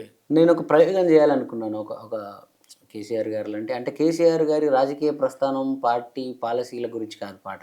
నేను ముందే వాళ్ళకి చెప్పాను అది. అంటే వాళ్ళు అడిగారా మీరు? వాళ్ళు అడిగారు. వాళ్ళ పిఆర్ఓ మిట్టా సైదిరెడ్డి గారు అని ఉంటారు. ఓకే. తనుండి అప్పటికే నా పాటలు ఫాలో అవుతున్నాడు ఆయన. నువ్వు రాయి, అన్నదమ్ములు, ఇవన్నీ పాటలు. ఇలాంటి అబ్బాయితో ఒక మంచి ఇట్లా కేసీఆర్ గారి నుంచి ఒక పాట చేయిస్తే ఆ పాట రాజకీయాలకు అతీతంగా ప్రజల్లోకి వెళ్తుంది అని చెప్పి ఆయన ఒక సంకల్పంతో నా దగ్గరికి వచ్చారు. నేను అదే చెప్పాను. నేను అప్పటికే కొంచెం రేవంత్ అన్నతో ట్రావెల్ అవుతున్నాను, ఆయన పాటలు చేస్తున్నాను కదా. సో నాకు అంత ఇటు నేను ఫాలో అప్ చేయట్లేదు. ఆయనతో కూడా అన్నాను అన్నమాట, నిర్మోహమాటంగా అనేసాను. నేను సీఎంగా ఉన్నా కూడా నేను ఎందుకు అన్నా, నేను ఎక్కువ మరి అన్నతో ఉండడం వల్ల ఏమో తెలియదు, నేను అటు ఎక్కువ సార్ని ఎక్కువ అబ్జర్వ్ చేయలేదు, నాకు నా నుంచి మీరు ఎక్స్పెక్ట్ చేస్తున్నంత గొప్ప పాట రాకపోవచ్చేమో అని అన్నాను ఆయనతో. ఓకే. అన్నప్పుడు ఆయన చెప్పాడు, నీ స్టైల్లోనే చేయవే అన్నాడు ఆయన. సూపర్. నీ స్టైల్ ఉండాలి అన్నాడు. అంటే నేను అప్పుడు అన్నాను, అయితే ఇందులో గులాబీ జెండాలు వద్దు, పార్టీ వద్దు, పార్టీ ప్రస్థానం వద్దు, ఆయన రాజకీయంగా అభివృద్ధి చేస్తున్న పథకాల గురించి వీటి గురించి నేను చెప్తే మళ్ళీ అది పొలిటికల్ సాంగ్ అయిపోద్దన్న. ఇది అందరు వినాలి. 100 ఏళ్ళ తర్వాత కూడా కేసీఆర్ గురించి పాట అప్పటి జనరేషన్ కూడా విన్నా కూడా కనెక్ట్ అవ్వాలి. ఇప్పుడు సమకాలీన విషయాలు ఏవి దీంట్లో చెప్పను నేను. ఆయన కథ మాత్రమే చెప్తాను. నాకు ఆ స్వేచ్ఛ ఇస్తాంటే నేను చేస్తాను అన్నాను. అలా చేస్తున్న ప్రాసెస్లో ఒక ఆవిడ ఎవరో కొలుపు చెప్తున్నట్టు, ఒక ఆమె ఎవరో బుర్రకథ చెప్తున్నట్టు, ఒక నరసన్న ఒక దగ్గర ఏదో పాడుతున్నట్టు, ఒక రైటర్ ఏదో వివరిస్తున్నట్టు, ఇలా అంశాలను తీసుకొని ఒక 4 గొంతులతో ప్రయోగం చేద్దామని చెప్పి మంగ్లీ, నేను, నరసన్న కుదిరింది. ఇది ఒక ముసలామతో పాడిద్దామని చెప్పి కనకవ్వతో పాడించా. ఓకే. కనకవ్వ అప్పుడప్పుడే అడుగులు వేస్తున్న టైంలో కనకవ్వ శ్రేయభిలాషులు కావచ్చు, మైక్ టీవీ వాళ్ళు ఎవరో ఉండి, వద్దులే ఆమె ఇప్పుడే ఇది పొలిటికల్ సాంగ్ కాదు, ఇది జనరల్గా ఆయన గురించి స్టోరీ చెప్పే సాంగ్ అంటే వాళ్ళు వద్దన్నారు. వాళ్ళకే అప్పుడు నేను ఎవరితో పాడించాలి అని చెప్పి నేను ట్రై చేస్తుంటే నాకు వానక్కే ఫోన్ చేసింది ఎందుకో. ఆ పాట షూట్ చేస్తున్నాము, ఏదో పని మీద ఫోన్ చేస్తే, అక్క అరే నీ వాయిస్ ఉంది కదా, నువ్వు నాకు థాట్ ఒకటి రాలేదు, నువ్వు పాడతావా కేసీఆర్ పాట అన్న. ఆమె కేసీఆర్ పార్టీలోనే ఉందంటే నాకు తెలియదు. అప్పటికి ఎంప్లాయీ కదా, ఎంప్లాయీ. ఓ తమ్మి నాకు సార్ గురించి పాడే అవకాశం ఇస్తా అంటే అంతకంటే భాగ్యం ఉంది, సార్ పాటలు తప్ప నేను ఎవరికి పాడను అది అంటే ఇంకా రామ్మ అని పాడించాను. ఆ పాటకు ఒక బ్రాండ్ అయిపోయింది ఆ పాట. అక్కడ కేసీఆర్ది కథాగానం వచ్చినాకనే ఎక్కువ ఇవి వచ్చినాయి కదా, ముందే ఆయనది కదా. ముందు జార్జి రెడ్డి కథాగానం. జార్జి రెడ్డి చేసిరా? జార్జి రెడ్డి కూడా ఇలాగే 4 గొంతులతో చేశాము. జార్జి రెడ్డి తర్వాత కేసీఆర్ కథాగానం. కేసీఆర్ది బాగా పోయింది. కేసీఆర్ది అప్పుడు ఆయన సీఎంగా ఉన్నారు కాబట్టి, రాజకీయ నాయకుల పాటలు అంత పాజిటివ్గా ఇప్పుడు రాలేదు కాబట్టి అది అందరూ ఓన్ చేసుకున్నారు. లిరిక్స్ మీరేగా అంతటే. అందులో మీకు నచ్చిన చరణం అవును? నచ్చిన చరణం అంటే చివరిలో ఉంటుంది అన్న, కొన్ని నాళ్ళే ఉంటాయి పార్టీలు పగలు, ఎల్లకాలం యాదికుంటది తను చేసిన మేలు. అంటే ఈ పార్టీలు పగలు అనేవి ఇప్పుడు రేవంత్ అన్న మీద అయినా ద్వేషించే వాళ్ళు 4 ఇప్పుడు కొన్ని కాలం గడిచిన తర్వాత ఆయన ఒక మహానాయకుడు అయిపోతాడు. అవును. కేసీఆర్ గారు ఇప్పుడు అంబేద్కర్ని, గాంధీ తాతని కూడా ఆ సమకాలీన టైంలో ఆయన మీద పగ పెంచుకొని కాల్చాడు అంటారు గాంధీ తాతను, ఒక గాడిసే అనే. అంటే అంతా మన రూపాయి నోటు మీద పెట్టుకొని మనందరి తాతాన్ని ఫీల్ అయ్యే మనిషికి కూడా ఒక శత్రువు ఉన్నాడు ఆ రోజుల్లో. అవును. అంటే కాంటెంపరీ డేస్లలో వాళ్ళని విమర్శించవచ్చు మనం, వాళ్ళకి పడని వర్గం ఇంకోటి ఉండొచ్చు, కానీ కాలం గడిచాక వాళ్ళు చేసిన మేలే గుర్తుంటుంది మనకి తప్ప వాళ్ళు అప్పుడు ఏం చేసిరు అప్పుడు అందరం ఇష్టపడతాం వాళ్ళని. ఓకే. సో నా సూత్రం ఏంటంటే, ఇప్పుడు ఒక్కొక్కరు నా మీద కూడా బ్యాడ్ కామెంట్లు పెడతారు, నువ్వు కేసీఆర్ పాడావు, నువ్వు రేవంత్ రెడ్డి చేస్తావు, ఈయనంటావు ఆయన అంటావు. నేను ఎవరిని వాళ్ళ పాలసీల పథకాల గురించి నేను ఎప్పుడైనా నా నోటి నుంచి పాడితే మీరు అనాలి, నేను వాళ్ళ కథనే పాడాను. వాళ్ళ వ్యక్తిగతమైనప్పుడు రాచకొండ రమేష్ అన్నకు ఒక కథ ఉంటుంది, ఆ కథని అందరం స్ఫూర్తి తీసుకోవాల్సిందే. ఆయనకు ఆ ఊళ్ళో రాచకొండ రమేష్ అంటే ఒకడు వణుకో పడకపోవచ్చు, అది నాకు సంబంధం లేదు, కానీ ఆయనలో ఉన్న స్ఫూర్తి నాకు ఇష్టం. సో అది నిలబడుతుంది. రేవంత్ అన్నని సీఎం అయిన తర్వాత నేను పాటలు పాడలే కదా. అవును. 3 రంగుల జెండా సీఎం అయిన తర్వాత పోయి నేను ఇప్పుడు సీఎం కాబట్టి అధికారం వైపు ఉంటే ఆయన ఎమ్మటి ఉంటే నాకేదో వస్తుంది అని చెప్పి నేను గొడుగు బట్టి చేస్తలేను కదా. ఆయన కొట్లాడుతున్నప్పుడు చేసిన పాట భయ్ అది. ఓకే. అవును కదా. ఇప్పుడు అధికారం వైపు నేను లేను కదా. అవును. నేను కేసీఆర్ గారు అధికారంలో ఉన్నారని ఆయన తోటి, ఆయన అయిపోయిన రేవంత్ అన్న అధికారంలో ఈయనతో ఉండలేదు. కేసీఆర్ గారు అధికారంలో ఉన్నప్పుడే రేవంత్ అన్న వైపు ఉన్నా నేను. అంతే కదా. అంతే. సో నేను అనేది ఊరికే మాట్లాడేస్తారు కింద కూర్చొని. నాకు వ్యక్తులు ఇష్టం. ఒక కథాగానం చెప్తున్నానంటే ఆ వ్యక్తిలో చిరంజీవి గారికి బాలకృష్ణ గారి ఫ్యాన్ నచ్చడు అనుకోండి, మరి చిరంజీవి గారిలో ఉన్న స్ఫూర్తి బాలకృష్ణ ఫ్యాన్కి అవసరం లేదా? కష్టపడి పైకి వచ్చాడు, ఒక చిన్న కానిస్టేబుల్ కొడుకు మెగాస్టార్ అయ్యాడనే ఒక అద్భుతమైన కథ ఉందే. నువ్వు ఏదో నువ్వు ఇటువైపు ఉన్నాను నీకు నచ్చదని చెప్పి నువ్వు ఆ స్ఫూర్తి విననంటే నేను నచ్చను, నాకు ఇష్టం లేదు. నేను వినాల్సిందే, నువ్వు వినేటట్టు చేస్తా నేను. కేసీఆర్ గారిలో ఉన్న గొప్పతనాన్ని కథాగానం రూపంలో పాట చేసి కాంగ్రెస్ వాళ్ళు బీజేపీ వాళ్ళు అందరూ వినండి రా బాయ్, మీరు వినాల్సిందే అని చెప్తా నేను, అంతే. అదే విన్నారు, అదే కథాగానాల కాన్సెప్ట్ అదే. సూపర్. ఆ తర్వాత ఓటెన్ కోటి ఇంకా అవి అంతే, ఏ వ్యక్తి అయినా అంతేనా. రేపు నీ కథాగానం చేయొచ్చు, మన తొలి వెలుగు రగన్న కథాగానం చేయొచ్చు, జీవనాన్న కథాగానం చేయొచ్చు ఫ్యూచర్లో. దానికి పార్టీలు లేవు, దానికి కులాలు లేవు, మతాలు లేవు. ఆ మనిషిలో నాకు ఏదో ఒకటి నచ్చింది, అది ప్రజలు వినాలి, చూడాలి, అది చరిత్రలో ఉండాలి అంటే నేను కథాగానం చేస్తాను. ఇక్కడ మీరు ఇందాక నుంచి ఊరు అంటూ ఒక ఊరు ముచ్చట అడిగేది ఉంది.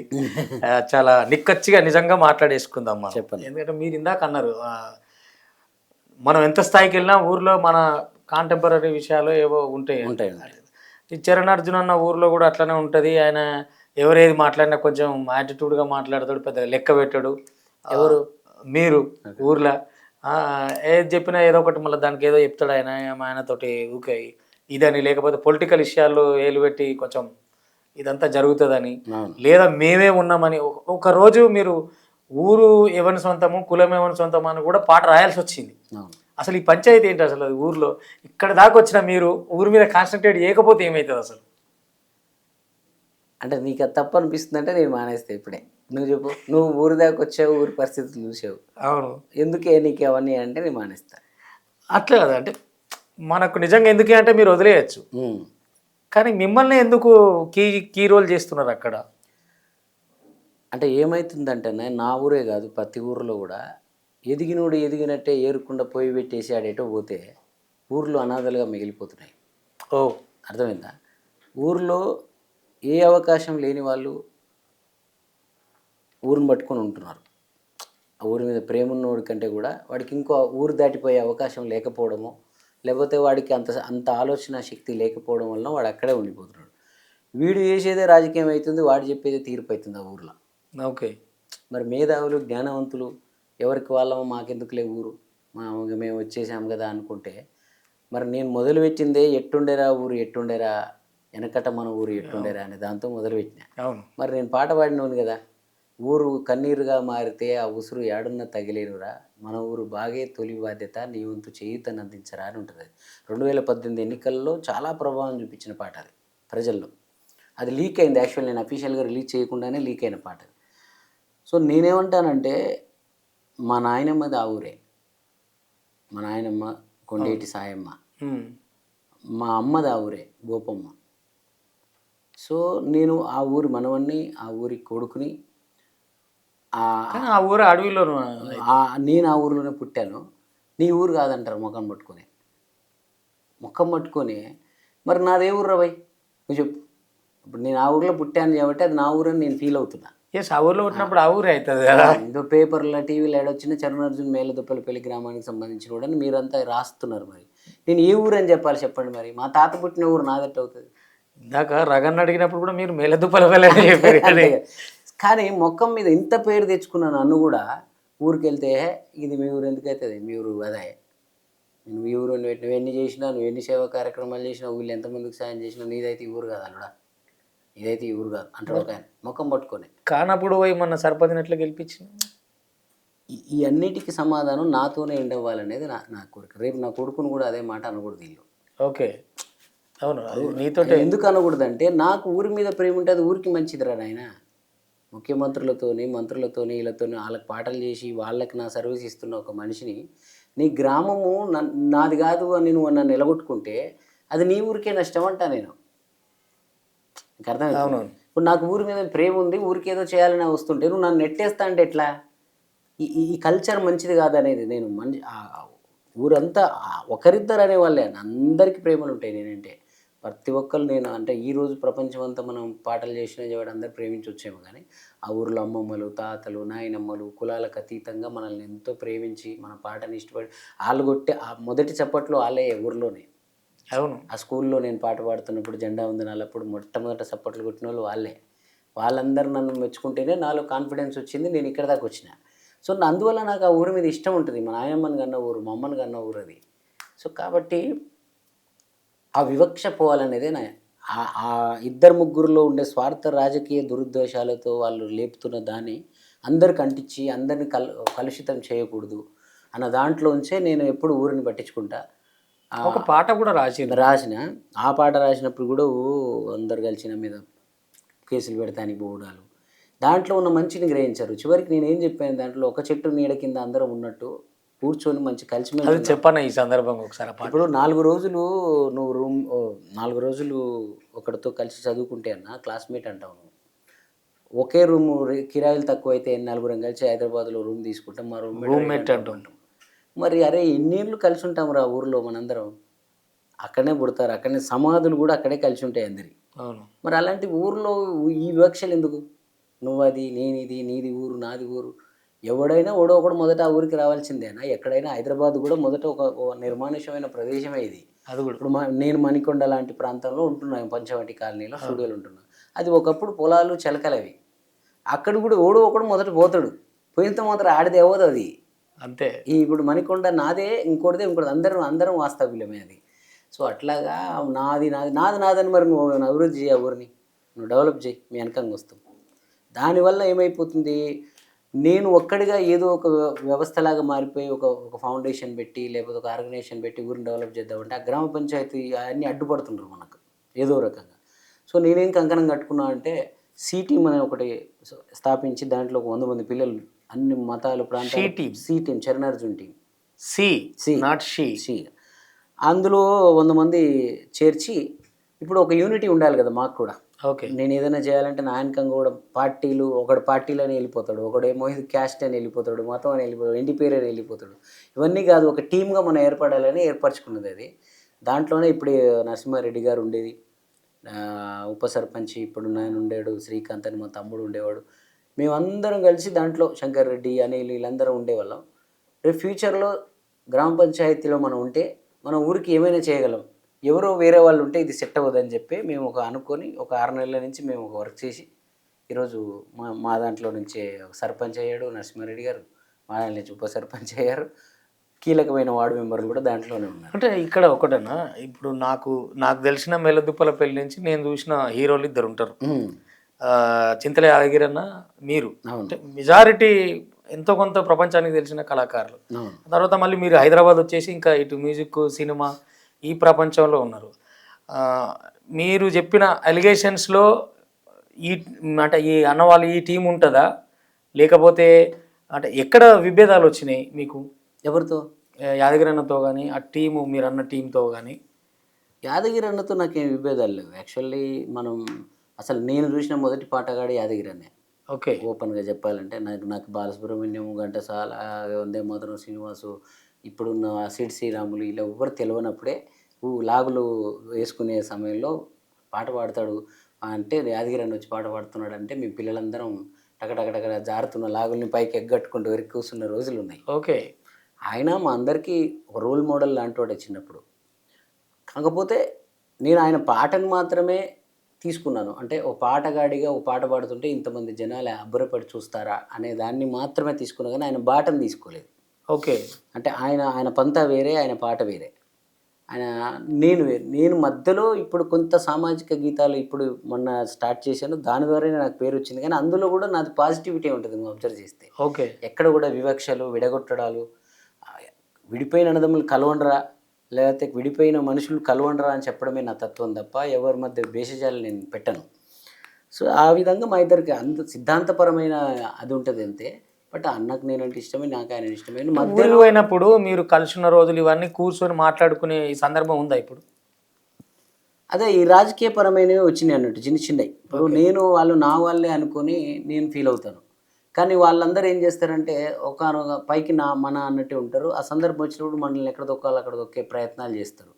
సో అందరు ఇంతే, అటు కాంగ్రెస్ వాళ్ళంతే, ఇటు టీఆర్ఎస్ వాళ్ళు ఇంతేనా అన్న జ్ఞానం నాకు అర్థమైన తర్వాత నేను ఇంకొక కుంపటి తయారు చేసుకున్నా ఊర్లో. ఓకే. ఇప్పుడు నేనేంటంటే ఎప్పుడో ఒకసారి ఊరికి పోవాల్సిందే కదా మనం, అంతే చివరికి మనం ఆ మాటిలా కలవాల్సిందే, పండగ పబ్బాలైనా పోవాల్సిందే. మరి పోయినప్పుడు మనం నిజంగా మనస్ఫూర్తిగా ప్రేమించి మనతో మాట్లాడే 4 మనుషులు లేకపోతే ఊరి పోయి కోడిని కోసుకొని వేటను కోసుకొని తినడానికంటే అది హైదరాబాద్ ఉండకూడదా? సో ఆ మనుషులు ఉన్నప్పుడు ఆ మనుషులను కాపాడాల్సిన బాధ్యత కూడా మన మీద ఉంటుంది. వాళ్ళు అంటారు నాకు ఇప్పుడు ఇప్పుడు గెలిచిన టీం ఎవరైతే ఉన్నారో వాళ్ళు ఒక 4-5 ఏళ్ల క్రితం ఓడిపోయి నా దగ్గరికి వచ్చి ఒక మాట అడిగారు వాళ్ళు.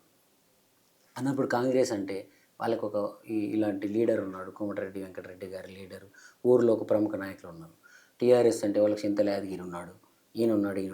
మాకు ఎవరు లేరన్నా, మా వైపు ఒక దిక్కు లేదు మాకు మా వైపు నువ్వు ఉంటే మా జెండా మేము ఊరిలో ఎగరేస్తామన్నా అని చెప్పారు వాళ్ళు.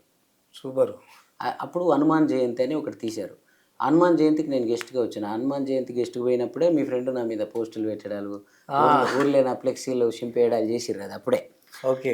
ఎవరి వైపు నేను ఉన్నానని వీళ్ళందరూ నన్ను ఆ రోజు విమర్శించారు, వాళ్ళ వైపే వీళ్ళు కూడా వచ్చి ఈరోజు మన మద్దతు ఇచ్చి వాళ్ళ పాత్ర కూడా ఉంది సర్పంచ్ గెలవడం. ఎక్సలెంట్. సో వాళ్ళు కూడా ఇటే వచ్చారు. నేను హనుమాన్ జయంతి యాత్ర పోయినందుకే వాళ్ళని సపోర్ట్ చేసినందుకే నన్ను టార్గెట్ చేయడం మొదలుపెట్టారు వీళ్ళు. సో అలా అంటే నేను అనేది ఏంటంటే, వాళ్ళు కాంగ్రెస్ వాళ్ళు నన్ను వాడుకొని వదిలేశారు, వీళ్ళు నన్ను ఎప్పుడు కానివాడిలాగానే చూశారు టీఆర్ఎస్ వాళ్ళు. అందుకే నేను అటువైపు ఇటువైపు ఉండకుండా ఇటువైపు ఉన్నా ఈసారి. తిరిగి అంతా ఇటే వచ్చారు. అంతే. సూపర్ అన్న. అయితే ఊర్లో రాసుకున్న చిగురుటాకుల నలిగిపోతాం అనే పాట ఎందుకు ఇప్పటి వరకు అది రికార్డింగ్? ఇంకా అవన్నీ గుర్తులేవన్నా. నేను అంటే చిన్నప్పుడు ఇన్మెచ్యూర్డ్గా రాశానేమో పాటలన్నీ అనుకుంటున్నా. ఇక మా వీరిచరణలో బామ్మడుతుంటాడు, వాడి దగ్గర ఉంటాయి ఈ పాటలు ఆయన పంపిస్తూ ఉంటాడు, బావా ఈ పాట చేయి ఆ పాట చేయని. ఎక్కడో ఏమో అప్పుడు మరి మా 13-14 ఇయర్స్లలో ఆ ఏజ్లో పాటలు కదా, వాటికి అంత ఉంటుందా? ఇప్పుడు మనల్ని ఏమంటారు కదా, భూతద్దం పెట్టి చూస్తారు ఇప్పుడు మన పాట. ఫస్ట్ రాసిన పాట గుర్తుందన్న? పెన్ను పట్టినప్పుడు నువ్వు ఫస్ట్ రాసుకున్న పాట అంటే రాయాలనే థాట్ వచ్చినప్పుడు? ఫస్ట్ అంటే అవే నా చిన్న చిన్న లవ్ గీతాలు పాటలు. మేజర్గా నాకు బాగా గుర్తుంది నల్లని పలక పైన నవ్వలేదు బాల్యం అనే పాట ఉంటుంది. అది ఆల్రెడీ చేసాం, మన జిఎంసీ ఛానల్లో ఉంటుంది అది. ఓకే. సో ఇంకా ఏదేదో రాశాను అవన్నీ. అనా సరే అన్న.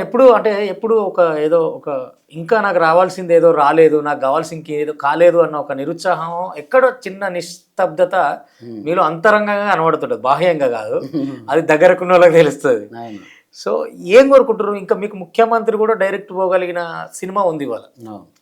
చరణ్ వచ్చిండు అని చెప్తే రమణం అనే అంత పరిస్థితి ఉంది. మొన్న ఆయన రాహుల్ పెళ్లిలో కూడా మీరు చేయబట్టి అంత ఐడెంటిటీ అంత సినిమా ఉన్నప్పుడు ఇంకా ఒక మ్యూజిక్ డైరెక్టర్కి ఏం కావాలి? వాళ్ళని పట్టుకొని ఏదో చిన్న సిఫార్సు చేసుకొని పెద్ద సినిమాలు ఇప్పుడు అట్లా పోతారు చాలా మంది కదా, తోక తెలిస్తే చాలు కొండను వాకుతురు. అట్లా మీరు ఎందుకు ఏ రికమెండేషన్ సిఫార్సు తీసుకొని పోవట్లేదు ఇంత వ్యవస్థ చేతిలో ఉన్నప్పుడు? అంటే నాకు ఇప్పుడు మీరు అన్నట్టు అసలు ఇవన్నీ వదిలేసి పక్కకు నేను సెటిల్ అయితే చాలు అనుకుంటే కూడా నాకు మార్గాలు ఉన్నాయి. నాకు రోజు ఇప్పుడు వస్తుంటే కూడా 4 ఫైల్స్ వచ్చినాయి ఫోన్లో. ఇది ఒక్కటి తీసుకుపోగాడ సంతకం పెట్టించుకరా, నీకు నైట్ సెట్ అయిపోతావు, అది అయిపోతావు ఇది అయిపోతావు అంటారు. ఇవి కూడా వస్తుంటాయి అంటారు. అంటే నన్ను బాగా నా మీద ప్రేమతో, ఓకే ఎందుకు ఇబ్బంది పడుతున్నావు కదా, ఇది ఒకటి ఉంది నీకు, ఆయన తెలుసు కదా ఈయన తెలుసు కదా అంటారు. నేను చిన్నప్పటి నుంచి కన్న కళ ఏంటంటే సినిమాల్లో నేను గెలవాలి, సినిమాల్లో టాప్ మ్యూజిక్ డైరెక్టర్ అవ్వాలి, నేను ఏదైనా సినిమా ద్వారానే సంపాదించుకోవాలి, సినిమా ద్వారానే లేవాలి అనేది ఒకటి. అది మంచో పిచ్చో ఏమో తెలియదు కానీ అది మైండ్లో పడిలేదు, మీ జీవిత లక్ష్యం అది.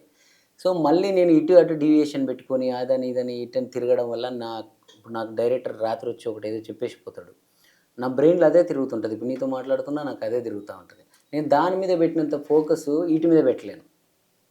ఇప్పుడు పదే ఒకసారి పోతే ఏ పని కాదన్న, వాళ్ళ చుట్టూ 4 సార్లు తిరగాలి, దానికి సంబంధించిన లెక్కలు, దానికి సంబంధించిన ప్లాన్లు వేయాలి, ఇవన్నీ ఏదేదో ఉంటాయి. వీటికంటే నేను పాట మీద పెట్టుకుంటే ఆ పాట ఇట్టు కొట్టాను అనుకో, ఒక్క పాట ఇట్టు కొడితే నేను సెటిల్ అయిపోతా కదా సినిమాల్లో. మీరు అన్నట్టు నువ్వో రాయిలు, అన్నదమ్ములు ఇవన్నీ జనాల్లో పేరు తీసుకురావచ్చు, అద్భుతంగా మనందరం ఇంటింటికి వెళ్ళిపోవచ్చు. కానీ అలాంటి పాటే ఒకటి సినిమాలో హిట్ అయితే లైఫే మారిపోతుంది. ఓకే, అది ప్రైవేట్గా హిట్ అయింది కాబట్టి దాని పేరు మాత్రమే వచ్చింది. కానీ సినిమాలో హిట్ అయితే పేరుతో పాటు అన్నీ వచ్చేస్తాయి. సో ఆ ఒక్కటి కొట్టాలని నేను ఇన్ని కొట్టినా అది కొట్టలేనా అనేది ఇప్పుడే ఆ దారులు పడ్డాయి. మీరు అన్నట్టు ఆ గరీబ్ లక్ష్మి లాంటి సినిమా అక్కడ ఒకటి చేసిన తర్వాత మరి ఏమో చెప్పలేము, తర్వాత నా స్టెప్పులు ఎట్టిపోతాయో తెలియదు. కానీ కాదన్న, అంటే ఇప్పుడు మీ దగ్గర 3 పార్శ్వాలు ఉన్నాయి. అవును, యాక్చువల్గా రాసుకుంటూనే పోతే ఈ పాటికి గొప్ప రచయిత ఎదురేమో అని నాకు అనిపిస్తుంది. లేదు మ్యూజిక్ అన్నారు, లేదు సింగర్గా ట్రై చేసినా ఇంకో సినిమా ఉండేదేమో. అవును, ఎందుకు ఈ 3 పార్శ్వాలు ఓకే సైమల్టేనియస్గా పట్టుకున్నారు? అదే అన్న, నేను మనకు సినిమాల్లో కూడా పూర్తిగా లేను కదా అన్న. నేను మధ్యలో కొన్ని రోజులు గ్యాప్ తీసుకొని ప్రైవేట్ సాంగ్లు చేశాను, కొంచెం మళ్ళీ పొలిటికల్ ఇవన్నీ ఉన్నాయి కాబట్టి ఇప్పుడు ఈ 2 ఏళ్ళ నుంచే పూర్తిగా ఫోకస్ సినిమా మీద పెట్టాను నేను. అన్నీ అయిపోయిన తర్వాత రేవంత్ అన్న సీఎం అయిన తర్వాత పూర్తి ఫోకస్ సినిమాల మీద పెట్టింది ఇప్పుడే. సో నాకు తెలిసి ఇంకొక 1 ఇయర్లో నేను అనుకున్నది అది కూడా అయిపోతుంది. సినిమాల్లో కూడా బ్లాక్ బస్టర్లు కొడతాము, పెద్ద మ్యూజిక్ డైరెక్టర్ అవుతాము. అసలు ఆ చిన్న ఊరు దుప్పలపల్లి నుంచి హైదరాబాద్కు సినిమా కోసం పోవాలని సినిమాల్లో మిమ్మల్ని ఇన్స్పైర్ చేసిన వాళ్ళు ఎవరైనా? నన్ను సినిమాలో ఇన్స్పైర్ చేయలేదన్న. నేను ఒక సంఘటన చెప్తాను, ఇంతకుముందు కూడా వేరే ఎక్కడ చెప్పాను, బట్ నీ దగ్గర చెప్తే ఎక్కువ మందికి రీచ్ అవుతుంది. దానికి కారణం కూడా ఇదే, ఆ వివక్షలే. నేను 5వ తరగతి చదువుతున్నా ఊర్లో, 5ో 4 చదువుతున్నా. మా నాన్న పక్కన ల్యాండ్ ఉంటుంది, మా ఇంటి పక్కన వచ్చిన ల్యాండ్ ఉంటుంది. ఆ ల్యాండ్ విషయంలో వేరే వారెవరితో అండర్స్టాండింగ్ కుదిరించుకొని అక్కడ ఉన్నది మా నాన్న వాళ్ళకిచ్చేసి ఇది ఈయన తీసుకొని ఇది నాదే అని ఫిక్స్ అయ్యి ఉంటున్నాడు ఆయన. ఓకే, ఇది మీది కాదు, ఆంది కాదు, నాదని ఇంకొకరు వచ్చారు మధ్యలో. అతను వచ్చేప్పుడు 10 మందిని తీసుకొని వచ్చాడు. నాన్న ఒక్కడే ఉన్నాడు. నేను చదువుకుంటూ కూర్చున్నా, రాసుకుంటూ కూర్చుంటున్నా. వాళ్ళు గొడవలు పెట్టుకుంటున్నారు, చూస్తూ మధ్యలో అందులో ఒకడు, అసలు ఏ ఊర్రా మీది, ఏ ఊరు నుంచో ఈ ఊరికి వచ్చి మా భూములు మీ అంటారు అని కొంచెం వేరే రకమైన మాట్లాడుతున్నారు. నేను వెళ్ళి మా నాన్నని అంతలో మాట అంటారా అని చెప్పి వాళ్ళని కొట్టలేను, చిన్న వయసు. అలాగని మాట్లాడితే నన్ను నా మాట కూడా చెల్లదు. ఆ రోజు ఆ కాగితం మీద పేపర్ రాసుకుంటూ నేను అనుకున్నది ఏంటంటే, ఏ ఊర్రా మీది, ఎక్కడి నుంచి వచ్చిర్రా మీరని మా నాయనని ఎన్నిసార్లు అంటున్నారా వీళ్ళు. ఈ ఊరు మీదకి ఈ ఊరు మించి ఎవడు పోయినా ఇది చరణ్ అర్జున్ వాళ్ళ ఊరని అనే స్థాయికి నేను ఎదగాలి. సూపర్, ఏమన్నా మామూలు లక్ష్యం కాదు. ఈ ఊరు పేపర్లో వచ్చిన, టీవీలో వచ్చిన నా ద్వారానే రావాలి. ఓ సూపర్ అనేది ఆ రోజు 5వ తరగతిలో నేను చేసుకున్న సంకల్పం తలకాయలో. దానికి నేను పోలీసు అయితే ఊర్లో బోల్డ్ మంది పోలీసులు ఉంటారు, టీచర్ అయితే బోల్డ్ మంది టీచర్లు ఉంటారు. నాదే ఊరు అని చెప్పడానికి అంతేం ఉండదు. ఎవడు గాంధీ నేను కావాలని అనుకుంటున్నప్పుడు నేను చదువులో కూడా మంచి క్లవరే ఉంటుంది. ఓకే, ఎప్పుడైతే ఈ ఆలోచన పడిందో ఆ ఆలోచనకు బలం చేకూర్చే సంఘటనలు చిన్నగా జరుగుతాయి. ఎప్పుడు అవకాశం దొరికినా నన్ను తొక్కడానికి చూశారు. ఆ ఊర్లో ఒక 4-5 పెద్ద మనుషులు ఉంటారు.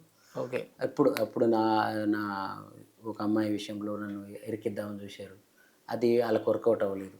తర్వాత కాలంలో ఇంకేదో చేశారు. నేను ఒక పాట, నా ఛానల్లో నేను పాట చేసుకొని సమాజానికి మంచి చెప్తే కూడా దాన్ని మా మీదనే చేసావని చెప్పి అట్ట కూడా ఇరకడానికి చేశారు. అయినా నేను ఎప్పుడు కూడా వాళ్ళ మంచిగా కోరుకుంటాను. నాకు వాళ్ళ మీద చాలా ప్రేమ ఉంటుంది. వాళ్ళలో 4 నన్ను ద్వేషించి మిగతా వాళ్ళకి నాటాలని చూస్తారు, కానీ నాకు ఎప్పుడు వాళ్ళే ప్రేమ. నా పక్కన ఉండేవాడు కూడా వాళ్ళంటే ఎందుకంటే నా సగం రక్తం వాళ్ళే ఉంటారు, మా అమ్మ, మా నాయనమ్మ.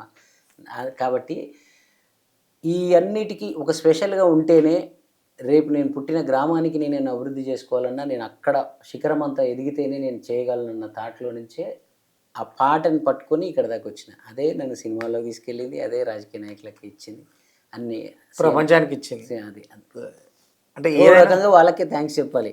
అలా నా బ్రెయిన్లో ఆ సంకల్పం నాటినందుకు. చివరిగా మన అంటే ఈ ఇంటర్వ్యూలు మళ్ళీ పిలుచుకునే అవిగా దావతులు కాదు కాబట్టి ఉన్న ఈ సమయాన్ని వినియోగించుకోవాలని నేను కొంచెం లేట్ అయినా సరే చివరిగా మీకు నచ్చిన పాట ఒకటి పాడితే.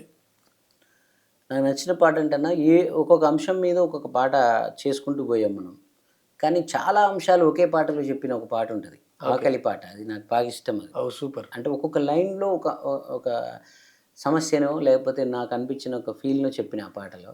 అందులో నేనే కనపడతాను, మీరు చూశారో లేదు అది. ఓకే. సో అదే అందులో చాలా అంశాలను నేను డిస్కస్ చేయడం జరిగింది. ఆ పాట ఎప్పుడు ఇష్టం నాకు.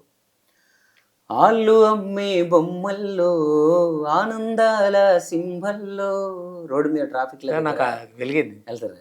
వాళ్ళకెప్పుడు వస్తాయో సంబరాలు బతుకుల్లో, వాళ్ళ ఆకలి చూపుల్లో అర్థమెవడికి కావాలో, నగర మురుకుల పరుగుల్లో నలిగిపోయే అన్యుల బతుకుల్లో, ఆనందాలు తరువాత ఆకలి తీరాలు, ముందల ఆకలి తీరాలు, బంగులాలో అలంకరణకై బొమ్మలెన్నో చేసే బతుకు, గుడిసెలో నా కాళ్ళు ముడుసుకొని మింగుతున్నది పచ్చడి మెతుకు.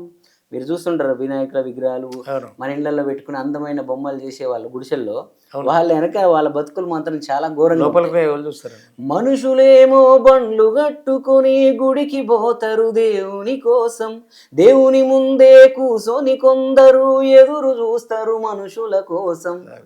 ఎవని ఆకలి ఎవడు తీర్చునో మనిషి గొప్ప దేవుడు గొప్ప ఏమన్నంటే నాస్తికుడంటారు ఎందుకిట్టని అడిగితే తప్ప కులము మతము వర్గం వర్ణం లేనిదొకటే ఆకలి ధూప కుర్రవాడు ముసలి ముతక పొట్ట తిప్పలు ఎన్నని తెలుప ఆకలి అంటే దేవుడు రా రూపున వస్తాడు మనిషితనం గమనిస్తాడు ఆ కారణమేది అయినా ఆకలి తీర్చే గుణముంటే మనిషే దేవుడు అవుతాడు సంకలోన ఒదిగిన పిల్ల అద్దెనేనో అబద్ధమౌను పక్కనెట్టు అక్క కళ్ళలో ఆకలైతే పచ్చి నిజంరా ట్రాఫిక్ల దగ్గర పిల్లాన్ని ఎత్తుకుని ఒక ఆమె వస్తుంది మనం డబ్బులు ఇవ్వకపోతే పక్కోడు తెలివి కల్లోడు మనల్ని ఏదో ఎడ్యుకేట్ చేస్తున్నట్టు అరే వాళ్ళు ఊరికే యాక్టింగ్ చేస్తారా పోయి వాళ్ళకి ఎందుకు ఇస్తూ ఉంటాడు ఆమె బిడ్డ యాక్టింగ్ ఏమో ఆమె ఆకలి మాత్రం నిజమే అని చెప్తాను నేను దాంట్లో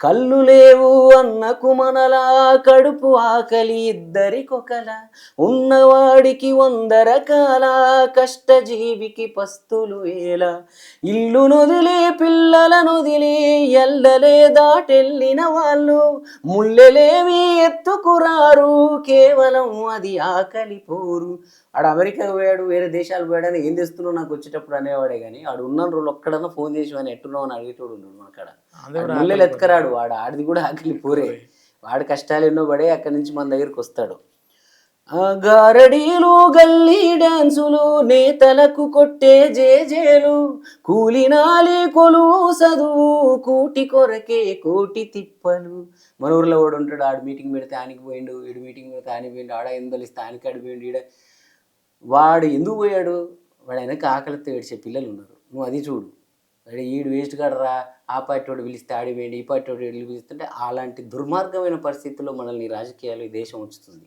ఎస్ అన్న ఆడు ఓటుకాయ ఎందలు ఇస్తే ఆనికాడు తీసుకుంటున్నాడు ఏనికాడు తీసుకుంటున్నాడు అంటే ఆడి అవసరం వాడి ఆకలి ఎలాంటిది మరి అది చూడు నువ్వు వాడి క్యారెక్టర్ని వాటితో పోల్చి చూడొద్దు ఎవడైనా పొట్ట కొరకే ఎవడైనా పొట్ట తిప్పలే అని చెప్తున్నాను నేను ఎర్రటి ఎండలో కాలే అన్నల బతుకుల్లో ఆకలి ఎన్నడు తీరాలు కన్నులకేమో అందంగా కనబడు సొగసుల్లో వెనకన కన్నీరెంతుందో అందమైన అమ్మాయిలు హైదరాబాద్లో తిరుగుతుంటారు మన వాళ్ళని వెనక ముందు చూస్తూ సెల్ఫీలు కొట్టి కూడా మన ఏదో ఆయన ఏదో మాట్లాడాడని వాళ్ళు వేసుకునే ఆ బట్టల వెనుక కూడా వాళ్ళకి కన్నీరు వాళ్ళ కష్టాలు వాళ్ళకి ఆ కష్టాలకు సమాధానం ఉంటుందని చెప్తున్నాను ఈ పాటలో సో అందుకే ఈ పాట నాకు ఎప్పుడు స్పెషల్ ఎందుకంటే దాదాపు ఎన్నో జీవితాలను సృష్టించే అవకాశం దీంట్లో దొరికింది నాకు అందరినీ స్పృశించేది ఆకలే కాబట్టి మీకు ఆకలి ఉంది ఇందులో ప్రతి ఒక్కరిలో ఆకలే ఉంది ఆమె సరిగ్గా బట్టలు వేసుకోలేదు ఆమె అలా వేసుకుందంటే ఆమె దాన్ని ఆకర్షించుకొని ఒక అవకాశం తెచ్చుకోవాలనుకుంటుంది అంటే అలా ఉంటేనే అవకాశాలు ఇస్తారు అనే దుర్మార్గమైన పరిస్థితి ఈ సమాజం ఆమెకి ఎందుకు కల్పించింది అదే సో అలాగప్పుడు ఎవరైనా నువ్వు ఇంటర్వ్యూ చేసినా నేను పాటలు పాడినా జీవనన్న యాక్టింగ్ చేసినా జబర్దస్త్లో వెళ్ళి 10 మంది నవ్వించిన దీని అంతటి అనుకో ఒక ఆకలి ఉంది ఆ ఆకలిని చూస్తే వాళ్ళని మనం విమర్శించం వాళ్ళని మనం ప్రపంచంలో ప్రతి ఒక్కడిది ఆకలి ముందు ఆకలి తీర్చండి మిగతా విషయాలన్నీ అవే సెట్ అయిపోతాయి అంటారు అందుకే నా స్టూడియోకి ఎవరు వచ్చిన అన్నం పెట్టమని నేను చెప్తాను అవును ఫస్ట్ అదే చెప్తారు ఫస్ట్ తిన్నరా ఆకలి తీరాలి అంటే నేను కడుపులో మండుతున్న ఏ మనిషి ఎప్పుడు అద్భుతమైన పని చేయలేడని ముందు ఆ కడుపు ఆ చల్లబరచాలి ఆ ఆకలి అనే అగ్నిని మనం చల్లబరిస్తే వాడిలో సృజనాత్మకత వస్తుంది వాడిలో క్యారెక్టరేషన్ వస్తుంది వాడికంటూ ఒక విలువ వస్తుంది వాడు ఎన్ని విలువలు మాట్లాడతాడు వాడు ఎక్సలెంట్ సో ఫైనల్లీ ప్రేక్షకులారా ఇవాళ నిజంగా చరణ్ మనకు టైం ఇవ్వటం ఇంతసేపు ఇంతసేపు ఇస్తాడు అనుకోలేదు అండ్ ఫైనల్లీ తడారిన పేగుల్ని ఎందుకు టచ్ చేస్తాను ఎందుకు అటువైపు పోతానంటే అన్ని పాటల వెనకాల అందరి మనుషుల వెనకాల కంటికి కనపడని ఒక ఆకలి ఉంది ఆ ఆకలి తీరటం కోసమే ఎవరు ఏం చేసినా ఆ ఆకలి అనేది అమ్మ కంటే కూడా పెద్ద అవసరం అనేది అన్న ఫైనల్గా చెప్పుకొచ్చిన తీరు నిజంగా అన్న ఇవాళ మన తెలంగాణకు ఒక అద్భుతమైన ఇంటర్వ్యూ దొరికిందని సంతోషిస్తూ మరొక గెస్ట్తో మళ్ళీ కలుద్దాం నమస్తే